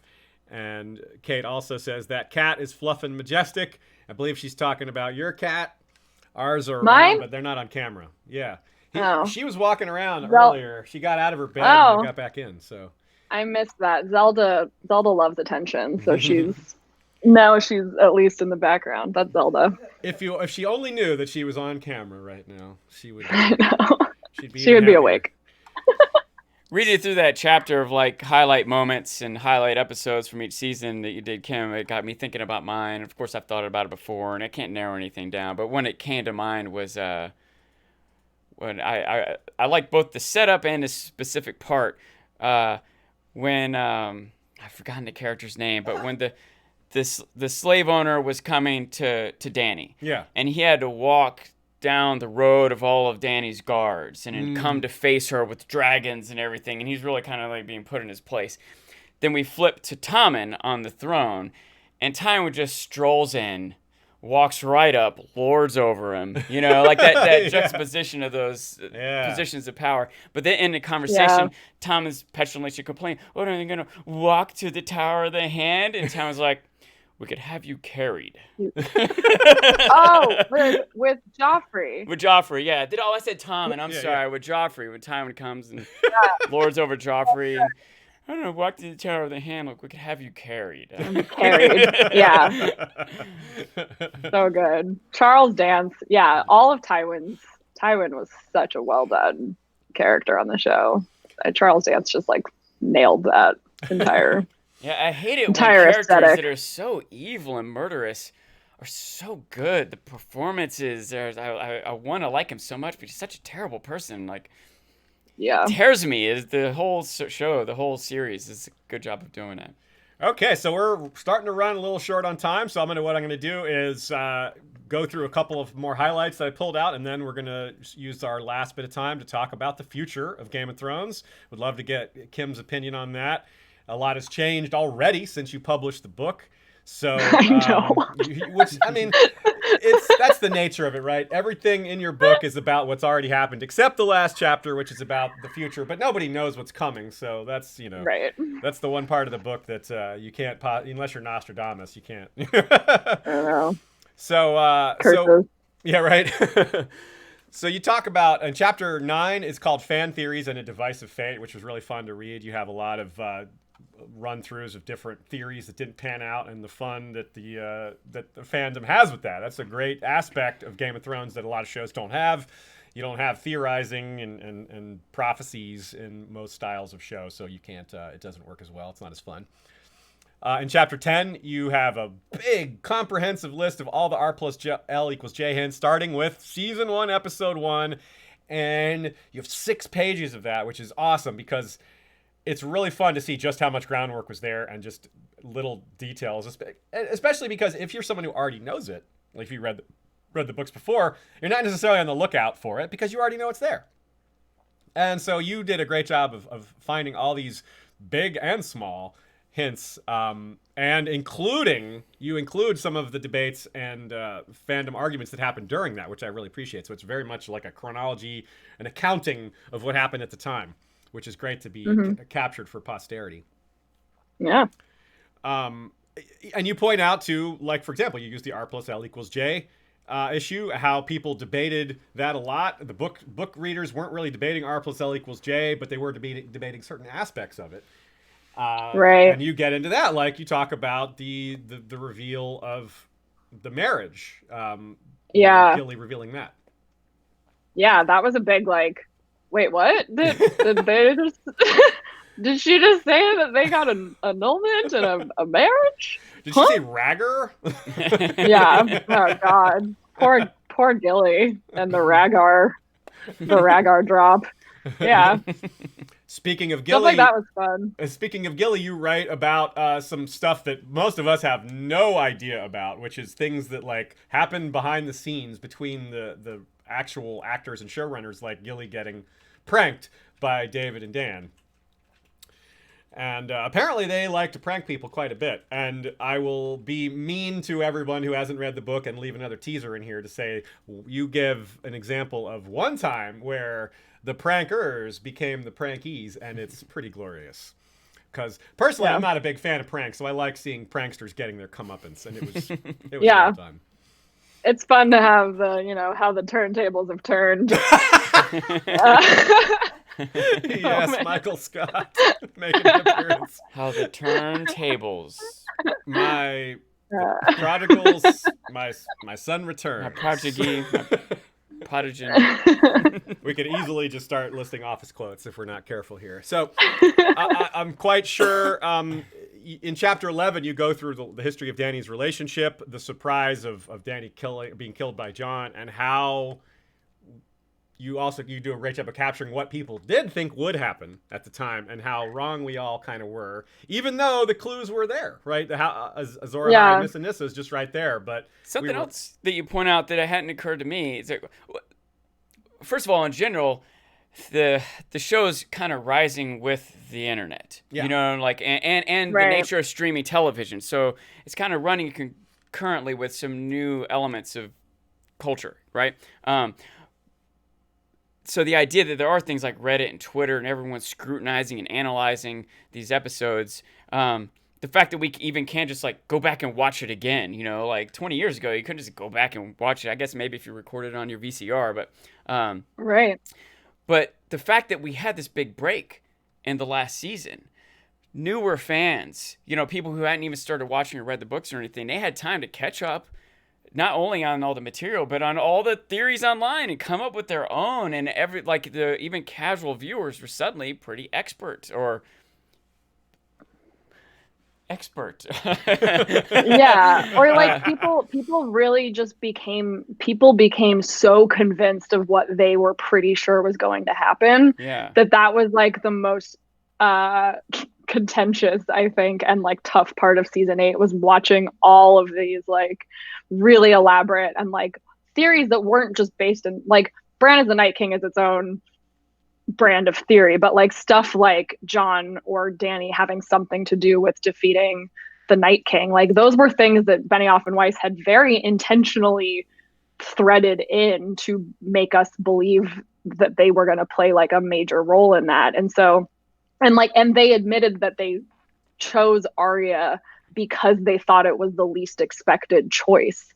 And I'm like, well, it was the least expected choice because you hadn't spent any time like connecting her in any way to these prophecies and like that sort of thing. And so I tried. That was a really big challenge about writing these chapters, like basically in real time, was like trying to get the correct perspective on like, okay, what is happening on the show, but also like what is happening to fans right now, and like why is this conversation so intense, and like trying to help explain that or like draw new light into sort of like what was going on and what had led to the year 2019 as we know it and have lived it. Well said. So running through a few other tidbits about the chapters. Chapter 13 is called Hidden Details. It's a comprehensive collection of little bits of foreshadowing, parallels, nods, etc. There's an entry for every single episode, which I really appreciate because there's so much. This is a wonderful thing we have in Game of Thrones. There's so many opportunities for them to do things like that with the little hints here in the costuming or in the songs or just clever wording. The window panes in the background. Yeah, so many things. I feel like people, experts, we're still finding new things about season 1 in season 7 or 8, Definitely. Yeah. Other people will really enjoy the chapter called Cameos, Pranks, and Lifelong Friendships, which has the anecdote I was referring to about the prankers becoming the prankee. And I would be remiss to not mention, you mentioned a lot of musician cameos, and we have to give a nod to the mention of Mastodon, because Mastodon is here in Atlanta, and anyone who goes to metal shows in Atlanta has seen the Mastodon guys. They just show up. Hell yeah. Shows. Yeah. Also, a lot of people around Atlanta have a drunk Brent Hines story. I have 2. So does that mean you're drunk or he's drunk? I was not drunk, although maybe I might have a third or fourth if I were, if if I could remember them. No, but and then you also have a chapter called Valor Morghulis, which is really fun. I mentioned that briefly at the beginning, where you have stories of the actors finding out how their character dies and their reaction to that, which is just really fun to see, like the different ways they handle finding out about their death. From some of them are like, oh, so the others are like, that's a good death, you know. Like, I like how I died, or Yeah. you know, if you got to go out, Or that's some the way of to do it. them, yeah, some of them were like told by fans, like in the street, being like, "Can't wait for you to die," and they're like, "Oh no." That's like, yeah, I think you wrote that one about Charles Dance, right? He's like, someone told him on the street, and he's like, so he immediately went Okay. to Barnes and Noble or Waterstones or wherever he was, and he was like, "Oh, that Yeah. was a pretty good death." You know? Solid. Yeah, I love dying on a privy. That's not a good one. Okay. I think he meant the writing was good. It's poignant, maybe. So we got a super chat from Maura Lee with a sticker that says, "You are amazing." Well, thank you, Maura. We appreciate that. And okay, so let's talk about the future of Game of Thrones. I pulled another quote from your book, which I think is something that we all appreciate. Sean, in particular, I know you appreciate this line. An overwhelming adoration for A Knight of the Seven Kingdoms showed how much fans cherished the emotional impact of scenes that needed no expensive CGI dragons or hundreds of extras or months and months of grueling night scenes. And, well, you're right. She's totally right. Kim, you're totally right about that. I think that's a perfect statement there. However, it seems like we apparently are going to get CGI dragons and maybe hundreds and probably hundreds of extras, and maybe not months and months of grueling night scenes, because I don't think there's any noteworthy night battles in the Dance of Dragons that I could think of or in that era. But maybe they'll decide they want to film one. It is Miguel Sapochnik, after all, heavily involved. So, Oh, I don't think he would ever choose to do he's that. like, I don't want to do that again. Yeah, Again. Good point. Only someone who hasn't done it would be willing to do it. Yeah. These are regular Yeah. night scenes, not grueling night scenes. Right. Instead of 55 days, just like 5. He's like, yeah, let's keep it single digits. Keep it tight. So how are you you personally and just the industry in general preparing for, we'll call it round 2, and then surely they'll almost certainly there'll be a round 3 at some point in the future, and probably a round 4. It's probably just the beginning for this franchise. Would you agree with that? And if not, you could say why. Yeah. I mean, I'm personally pretty excited. For me, anecdotally, at least speaking from like insiders' point of view, and I track all of our analytics and how many people are reading stories and sharing them and whatnot. And it's like, I could tell over the summer that there was like a complete fatigue with Game of Thrones. Like, our readers just stopped caring about articles unless it was something like really major or new. But for the most part, like it just felt like people really tired of like rehashing what happened in Game of Thrones. Like our readers just seem to like really want to move on. So I was a little bit nervous about the prequels, because I was like, oh God, or like, is nobody going to watch this like prequel show or whatever? But when that news came out that they had like done a straight to series order for like the prequel, all the articles that I wrote about that announcement and like what it probably means performed way better than any of like the Game of Thrones season 8 stuff did. So that was kind of like a relief to me, because I was like, oh, okay. Like, that's a bit of a relief. We're just tired. Yeah, like we're just tired of season 8 of Game of Thrones, but we're not tired of this world in general. Yeah. And so that, I think, was like a pretty good sign. And I like just kind of selfishly or personally, I'm excited that we're going back to like George material. Like the fact that for the last 3 seasons of Game of Thrones, I wasn't able to do, what I was saying earlier about like being that person who bridges the gap between something that's in George's book and what we're seeing on the show. That was where I started with writing about Game of Thrones. And as the seasons went on, I kind of lost the ability to do that because we were out of book material, and I no longer was sure if like something that I was watching was like completely George's idea, or is this like just a piece of it that they're making up on their own.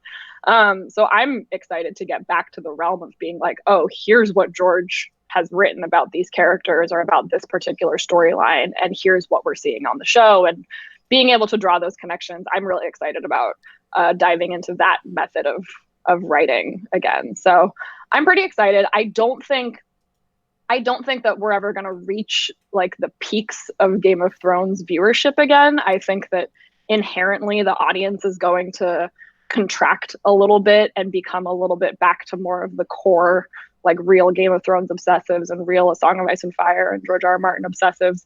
But I'm totally fine with that. I mean, I think in a perfect world, we get like a Breaking Bad, Better Call Saul situation where like not nearly as many people are watching Better Call Saul, but it's like critically acclaimed. Arguably better, yeah. I don't watch it. I'm just using that. You fool! I know. I've heard it's amazing. It is, yeah. I've had some other television in the last couple of years to focus Just on. a few.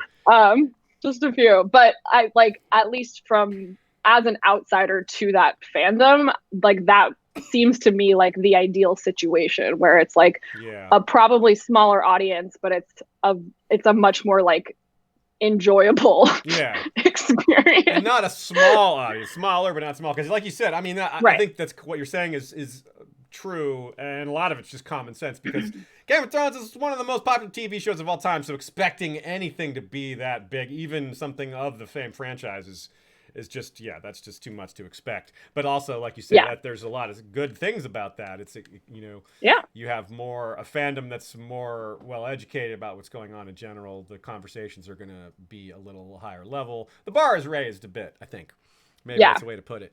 So, I also want to hear from Sean on this, because a lot of our listeners haven't getting to hear from Sean on early thoughts on House of the Dragon. We don't have a lot of details, obviously. There's no cast to speak of yet. We do, however, have something you touched on here, and I wanted to hear from both of y'all on Blood Moon versus House of the Dragon, whether you would have preferred Blood Moon versus House of the Dragon. I'll drop my takes first, what you guys can think about what you're going to say. First of all, I want to know if you guys were surprised. Like, how surprised were you, not just you personally, Kim, but the industry, about how quickly things turned? Because as you well know, it was all one day. We heard on a Tuesday, I think it was, Blood Moon wasn't happening, and then about 8 hours later, we got the news of House of the Dragon being a full series. So it was like one of the craziest days in the fandom's history. Yeah. I wonder if there was Major some PR whiplash. person somewhere who was like, "What? This is all?" Or if there was some PR person somewhere and be like, "Perfect."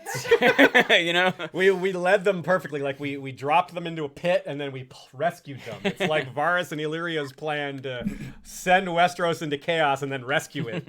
I will say from like the reporting side of it, I think a lot of people were surprised, because the cancellation of the Jane Goldman show was not something that HBO officially confirmed. That was like someone, I believe it was Deadline, broke the news first.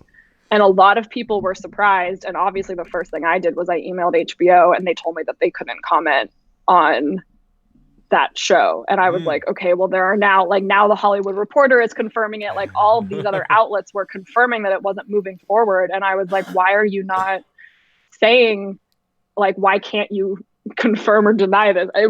That was very strange. And then I don't know, it's not, it wasn't Upfront, but I think it was, because Warner Media now owns HBO, right? And so they had this big conference presentation thing scheduled that honestly, this has been a very long year and I'm very tired. So almost over. I was like, it was like 4:45 p.m. or whatever here on the West Coast. And I was like, oh, this Warner Media thing is happening. And they were like announcing news about some shows, and they're doing their like HBO Max streaming service and all this stuff. And I was kind of like, oh, okay, like, yeah, some like little tidbits are coming out about that, but I wasn't really paying attention to it. And then all of a sudden this email arrived in my inbox, because the big finale to that presentation was them announcing House of the Dragon had been ordered straight to series. And so I think HBO had been probably, and this is just conjecture, but I think that they had been planning to like make waves with this announcement that like the first prequel was officially moving forward with an entire series. Also, Miguel Sapochnik, I had forgotten that he had signed an overall deal with HBO. Like, we found that out like 6 or 9 months ago. that he was going to be connected to only HBO projects. And I hadn't been thinking about that. And then they were like, oh, he's the co-showrunner on this series. And I was like, that makes so much sense. So I think I'm assuming that HBO's plan had been to like surprise everybody with this House of the Dragon show and then kind of quietly say like, we aren't moving forward with that second one. But instead their PR announcement got scooped by this reporter at Deadline. And so they held off on saying anything officially about it until like all of the hubbub of House of the Dragon had gone down. And then it was like 3 days later, HBO finally gave me the official comment saying like, no, the prequel is not moving forward. So yeah, that was whiplash central. I was like, what is happening? So, yeah, but I think this is overall, that's pretty good news. I mean, you guys may have different takes. A lot of people do, but I think that it's kind of what you touched on, that we're getting back to something that George wrote himself. And the thing that we've been saying about your book this whole episode, which is written by someone that's legitimately interested, that's a legitimate fan. And that is something that I think House of the Dragon has over the Blood Moon prequel, which is when fans are in charge, it's better. Ryan Condal is one of the two main showrunners for House of the Dragon, and he knows the books well, according to reports, according to people who I know who know him. They've agreed with that. One of them is T. McKella, who's in the writers' room as well, and she knows the books really well. And we know that firsthand. So that sits really well with me. And what I don't know is if Jane Goldman knew the books well, for example. Maybe she did. I just don't know. I'm not saying she didn't, but I don't know that she did. And if she didn't, then maybe that's kind of why I like that we're getting the one that's rooted in the source material and run by people who are big fans. And I'm not sure that Blood Moon had that. So Sean, go ahead, Kim. Sean. What are your thoughts? Well, I will say that I was not fully okay. So my thoughts of what a spinoff should be like going farther back when nothing had quite been settled is what I was really hoping for was Robert's Rebellion. I thought that would have been something that would keep us with characters that we know, you know what I mean, and give us more backstory and. Apparently, that's why they didn't want to do it. Right. Especially because also there's not any fantasy going on. There's not like dragons or Melisandre and stuff like that. So I could also see why they want to appeal to this broad audience that wants the big action and fantastic stuff. They're going to get the budget for whatever they want to do. So going way back, I thought might be interesting because if they don't follow the books, well, there's not that much in the books anyway. It's harder for like hardcore fans to be upset about differences, you know. So maybe there's something there. But my overall concern is that I don't want to be too negative, but I'm just kind of suspicious because I care more about serious drama, great performances, character development. And obviously, I think most fans of Game of Thrones do also, but also a lot of fans of Game of Thrones. The thing that makes it like a huge, massive, millions and millions of people watching it every week is big battles and sword fights and boobs and dragons. You know what I mean? Like, it's not like people who like that stuff don't like good drama also, but if you want to have this huge, massive appeal, usually the movies that win Best Picture aren't the movies that made $300 million. You know, usually it's different categories of stuff, you know. And so the first wave, like 4 or 5, like proposed spin-offs, what's the term George liked? Follow-up shows? Successor shows. You know, they were by, I've got notes here because I can't remember all this, Carrie Ray from The Leftovers and Mad Men. I'm like, hell yeah, that's the Game of Thrones I want to see. And Brian Helgeman did L.A. Confidential. Like, that could be good. But Ryan Condal did Rampage, some big action movie or something. I'm like, I don't know, man. I'm not sure if this is the direction I want to go. Colony, right? Yeah. So I'm hesitant. Now, I think even if I'm hesitant and it's not exactly what I want, that doesn't mean it's not good or that I won't like it. Right. But knowing that there are more fans of the show and knowing that Miguel is part of it, that makes me like, oh, okay. You know, I'll keep an open mind. So yeah, I think those are fair things to be worried about. One thing that I think is a counter, not a counter argument, but at least a counter aspect is that they can't possibly spend the money they spent on Game of Thrones on this show unless it happens to be as popular. Yeah, which is maybe unlikely. season 2 they can get away with it, but not Right. season 1. So they can't possibly just focus on dragons and stuff. They just can't. They can't afford that. There's no way they can just do lots of battles. They can do battles, but they can't do 10 episodes of battles. That's just completely impossible. So they definitely have to have story in there. Maybe the story won't be good, but at least the groundwork and is I there. think my hope that the people in the writers' room for this show would have taken away from season 8 is that as much as like for Benioff and Weiss, and for, like you said, Sean, like the millions of fans who think that the big battles and the epic scale are the most important thing, you can have all of that and it's not going to land the same way if you haven't also done the character work that leads into that. So like I would hope that whoever is involved with making House of the Dragon understands that, like, yes, you can build up to some epic, the Dance of the Dragons or some big showdown or the Targaryen Civil War, but nobody's going to care about that if we don't already care about these characters and we aren't already following their journeys. And so the disappointment that I had over losing the Jane Goldman show and gaining this one was like the going from a woman-led Game of Thrones prequel into like back to the familiar, these are two dudes in charge of Game of Thrones, which I love. Miguel Sapochnik. I adore everything that he pulled off in Game of Thrones. I don't know Ryan Condal. I don't have any opinions about him other than it seems great that George is a big fan of his, and George seems really excited about this show, which is great.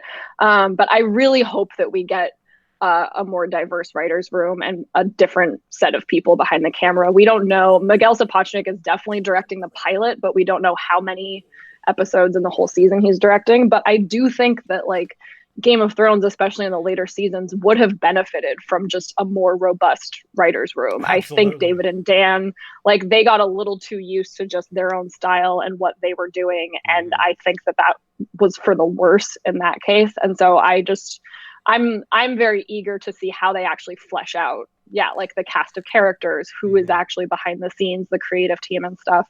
So right now I'm like pretty optimistic and just kind of like excited to learn more. But I think that there's a lot of really great potential. And like you said, you kind of touched upon this, Sean, like the fact that they're doing Fire and Blood, which isn't a strict history, like it's a biased telling of these stories because it's all from the perspective of this maester, and then I'm blanking on his name. Gildane. Well, there's multiple maesters and Mushroom, so that's right. the cool thing is we get Mushroom, yeah.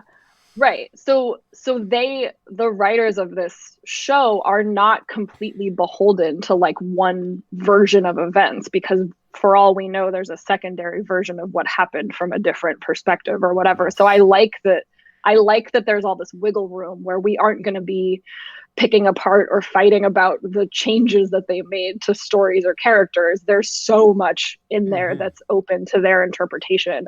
So I'm excited about that aspect of it, that, there's a lot to mine. The writer's room thing is really big. You're right about that. And we do know that there's at least 2 women in the writer's room this time. T. McKell I mentioned, and then there's Claire McCaskill as well. I'm sorry? Keachel or whatever? Yeah, Claire Keachel. I'm sorry. I'm on McCaskill. I get my names mixed up. Oh, yeah, that's from Watchmen. Claire McCaskill yeah, from Watchmen. she's on Watchmen, and she was she worked on the OA Part 2, okay, which came out this year that I really loved. So yeah, I'm already glad to know that they were at least in the like early, breaking the story aspect. And then I hope that we get room is an improvement. Right. Yeah, it's not just Ryan Condal doing exactly whatever he wants. Like, I like that we have a lot of different opinions already, and hopefully that grows even more. So yeah. We're with you there. We'll just have to wait and see. It'll be really fun to go through the process once it starts. Once we start getting casting news and trailers, the cottage industry's already prepared this time. Last time we were all like, we should be talking about this. We should be. Do we need to get drones? We need to get Mr. Westeros drones. Does Insider have drones? No. You guys not don't have yet. I'm the drone. I am the drone. Oh, you said drums. They'll send me to Northern Ireland. Drums? We can get drums too. Oh. Yeah, bum, bum, bum. Yeah, like the pace of the show coming out. I don't know. Ramming speed. Okay, well, I think that covers it for today. Thank you very much, Kim. I mean, in summary, I want to say that Game of Thrones is a phenomenon that was more than just a TV show, more than just a book, a series of books. It was a cultural phenomenon. It was a funk phenomenon. From the people behind the characters to the memes and the fandom to the complex interplay of book and show and content and fandoms. I think you did a fantastic job of capturing it in your book here. So once more, people, go out and get yourself a copy of the Unofficial Guide to Game of Thrones and have fun Thank you reading so it. much. You're welcome. So Kim, Thank you. tell us, I mean, I love that I get to have conversations like this, and it really does mean a lot that you guys like read the book and have taken the time to talk with me about it, and it's rad. So thank you. You're welcome. This is And we can't wait to see you at Ice and Fire Con and Con of Thrones. Yeah, breaking news. Kim will be at Ice and Fire Con. I will be at Ice and Fire Con for the first time, finally. Hell yeah. So yet another incentive for y'all to get out there. Ice and Fire Con is super fun. All three of us will be there as well. Bring dancing shoes, water dancing shoes. And bring your foam sword, because there's going to be a foam sword fight. So tell everybody where to find you online, and if you have any future projects you want to speak to, you can mention that as well. Sure. Yeah, you can find me. I'm on Twitter at Kim R. Renfro, and you can find all my writing at insider.com /author. I don't know. My author page is linked in my Twitter bio. That's the fastest way to get there. I write about a lot of other like general pop culture stuff, like Frozen 2. I have a lot of coverage of, if anyone just saw Frozen 2.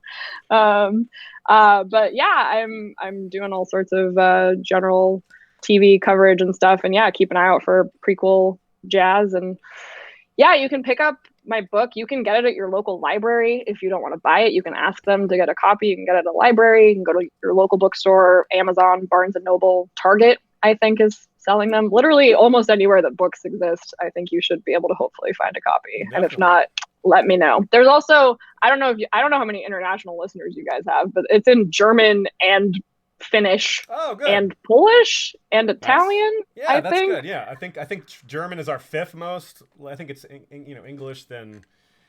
Cool. The German edition's already out, so I think you can buy it in Germany. I don't remember when the other ones are coming out. It's also an audiobook, so if you have Audible credits, you can listen to my book on Audible, which is pretty cool. We'll have to send a copy to Michael Klarfeld and his wife. Michael Klarfeld did these two maps here, of course. Oh, rad. Yeah. His wife is watching it for the first time. Yeah, and Michael's wife is watching Game of Thrones. He was so pleased that she was willing to continue with it. He showed her the first episode, and he posted on Facebook, he's like, "We're going to watch episode 2. She's willing to keep going." And then the pace picked up. So, another one in. Big test. Yeah. So, yeah. Well, thanks again, Kim. We'll see you at Ice and Fire Con, and we'll have a lot of fun there, and we'll share stories from there for everybody who can't make it, so that awesome. People can share in the fun. But let me say thanks to everybody else, too. Thanks to Ashea, who was not on microphone today, so it was harder to hear her takes. But that's our current setup. We're working on upgrading again. But currently, it's hard for her to have a microphone while we have one. So that's how it is. So let me offer some thanks to other people. We have another list of patrons to thank, our big outro batch of Yeah, good luck, Kim. This takes a couple minutes. I'm good. I got my coffee. Yeah, right. You get to hear all our fun names, that some of which were made by me, more of which were made by the people who are being named here. Lord Mark of House Joseph is the Snow in Winterfell, rider of Mazlacartho, a white dragon with green scales, horns, wings, and talons. Our peers of the realm include the mysterious BR, Hand of the King, Lord Stephen Stark, Hand of Queen Ashea, titles. She is known as the best, and it's accurate. Lord Jim of the Fortuitous of Wars and Politics of Ice and Fire blog is the Warden of the West. Lord George Stormsville the Cunning is Lord of the Chiliad and Warden of the East. Cabethia Unfrozen is Lord of the Bricks and Castle Crimson Light, Defender of the Old Gods and Warden of the North. And Lord Brendan Lannister is the Bloodlion, ruler of the Castle Everroar, Warden of the South. Elite from outside the realm include Lord James Tuttle, King of the Stepstones and the Narrow Sea, Commander of the Royal Fleet, consisting of the Narrow Fleet, led by flagship Caraxes, and the Bloodstone Fleet, led by flagship Prince Daemon. King Beyond the Wall, Sidney Jesse, is the Fallborn, Lord of Blue Spring and the Haunted Forest. He wields a dagger of dragon glass and the Valyrian steel blade Red Frost. King Beyond the Walls, Sidney Jesse, sent in an order to Lord James Tuttle to have his wildlings shipped over to Essos, and who knows what they're doing over there. Wildlings in Essos, what could possibly go wrong? What could possibly go right? Well, we'll have to find out next time. Lady Sarah Connolly, the Willful, is her motto is wit beyond measure is man's greatest treasure, and she is Jenny's patron. Our White Walker patrons include Araya Flint of the Mountain Flints, captured by the Weeper, only to be raised in the Valley of the Milkwater, Blue Eyes, and Golden Memories. Alexander Greyblood, first of the First Men, now crowned in ice, called Silencebringer, Woodblinder, and the Snow of Night, wielder of the ice-forged greatsword Pale Frost. Our Blood Rider patrons include Vorsaki, wielder of a Valyrian steel arak with a dragonbone hilt, Koholkoi, called Sunpiercer, wielder of a dragonbone bow, Kokavo the Tamer, wielder of the Wildfire Whip Gehenna. I was supposed to read those names at the halfway point. I forgot. It's been a while since I've read these. Also, I was supposed to read the Queen of Love and Beauty at halftime. I almost called it halftime. Halftime? What is this? Sporting event. So, from the depths of Fleabottom, Lord Ken, I've done that before. Lord Ken of House Hammer has declared for Queen Carrie, Fire of the North, who recovered Dark Sister from beyond the wall. And a laurel of glory in the name of love to Bud of House Beresford, Knight of Tolkien and Arbiter of Scotch, from Sandy the Dragon, blood of Queen Daenerys and Lady of Jameson. Aw. I know, right? He's the Queen of Love and Beauty, is that right? Yeah, Oh. yeah. She named him the Queen of Love and Beauty. That's right. Our small council includes Lord Daniel the Sneaky Russian, Master of Ships, Grand Maester Via James, Lord Benjen of House Hornwood, Master of Laws, Lord Fabian Flowers, the Bastard of Green Shield, Master of Coin, and Lord Johann of House Orcos, called Shadowhawk, Master of Whispers. Our lords and ladies in their castles include Lady Direliz of Castle Naki, the Alpha Patron, Lord Dan of the Red Mountains and Castle Great Bell, Breaker of the Second Stone, Gregor the Toasty, Lord of the Bread Fort. Lord Ryan of Castle Stonegate is Guardian of the Rocky Mountain Pass. Ashlyn Winter is the Hawk's Eye, Lady of Castle Skyfall. Lady Mikkel of Moonacre is leader of the Werewood Protectorate Alliance. The Lord of the Halls of Castle Hillcrest is wielder of the Valyrian steel machete Everglazed. Lord Alistair Whitaker is Lord of the Dawnhold. Lord Bemmy Snugglebunny is Guardian Ranger of the Hidden 100-Acre Werewood, dual wielder of Valyrian short swords Glorious Morning and Little Light Wise. Sharpshooter of the Werewood and Ironwood Laminated Longbow, Todd Von Oben. When you fear things cannot get worse, Snugglebunny enters the fray. The Bastard of the Wolfswood is First Forester of the Old Gods, sworn to House Ironwerewood. Listen for the silence. Lady Lyanna Kelly of Wolf Island is Protectress of the Steelhold. Casey Stark is of House Acres. Lady Kay of House Archer is Lady of Earthdog Hall, Huntress of the Wolfswood, and Guardian of Maddie Squirrel's Bane the Mighty Direweenie. Lady Raywin of House Dillsdane is the Star Spear. Peter Rivers is the Pale Dragon and heir to Bloodraven. And Lady Carlin Carey of Castle Stone Sharp, whose horse is shod in Valyrian steel, is Lady Rider of the Rising Hills. Our King's if anyone ever wanted to write Ice and Fire fan fiction, we've laid some groundwork here. Yes, all the characters are named already. Our King's Justice is Sir Troy the Steady, wielder of the Valyrian steel blade Fate. Our Queen's High Council includes Bloody Ben Blackwood, Master of Whispers, Rebea Star Eyes, Lady of Waves and Mistress of Ships, Captain of the Iron Shadowcot. In the shadows we bear our claws. Katrin the Wise of House Trondheim is Master of Coin. Grand Maester M. Elizabeth is middle daughter of Lyanna Mormont, first lady to forge both the silver and Valyrian steel link. And Laura Boros is the Lady of Infinity, Master of Laws. Our King's Guard includes Lord Commander Miriam R., and backed up by Sir Glennon of House Leanne, called Lioncloak, our longest tenured white sword, Sir Dean the White, Knight of the Black Star, Sir Jord of House Pepsi, the Beverage Knight, Gregor Snow, called Snow Bear, a bastard of Winterfell, Sir Jen Seaworth, Knight of the Southern Snows, and Lisa, Water Witch of Dorne. The Red Wedding Band is led by Sir Newt of the Rock, lead lutist, wielding a werewood lute with Valyrian steel strings. Our Queen's Guard is led by Lord Captain Commander Haima Helminth, the Sellsword Sentinel.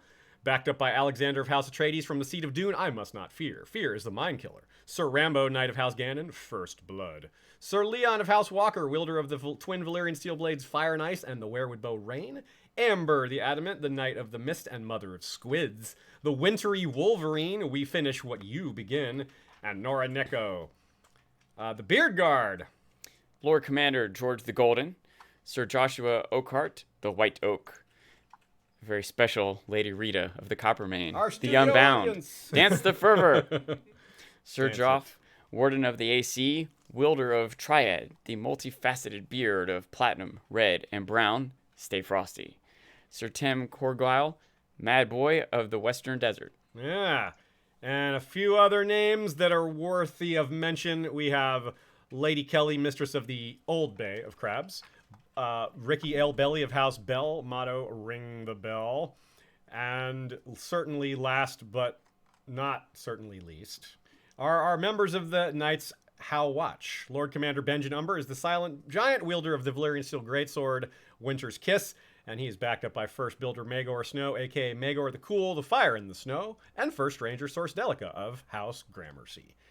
Thanks also to Michael Klarfeld for the maps, to Joey Townsend and Jesse Kowal and Kevin McLeod for our various music pieces that we use. And thanks to everyone who has liked and shared and told their friends about History of Westeros.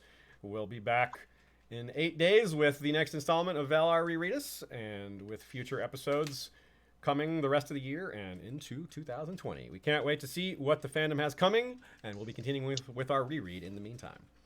Thanks again to Kim for coming and for listening to all our fun credits there. Thank you for having me. It was Right a delight.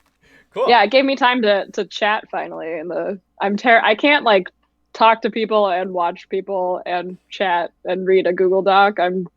I have not mastered that skill yet, so I'm very impressed with you guys. Well, that's why we have Ashea helping. That she's actually doing all that. Otherwise, hero of the stream. When Ashea is not on camera, she has like 8 arms that are just going in different directions, like and several sets of eyes, like IG-11, and there's like looking But two yeah, different no, directions. sometimes I am Yeah. reading the chat and then Aziz like says something and I don't quite hear everything he says, so I chime in. He's like, "That's not what I was talking about." It is hard to multitask what you're saying and what you're reading and what you're listening to all at the same time. It is impressive. So, double thanks, triple thanks to Ashea, who is the best. Okay, so yeah, we'll see you at Ice and Fire Con, and hopefully a lot of other y'all will see there as well. And until next time, everybody, Valar Reread Us. Bye.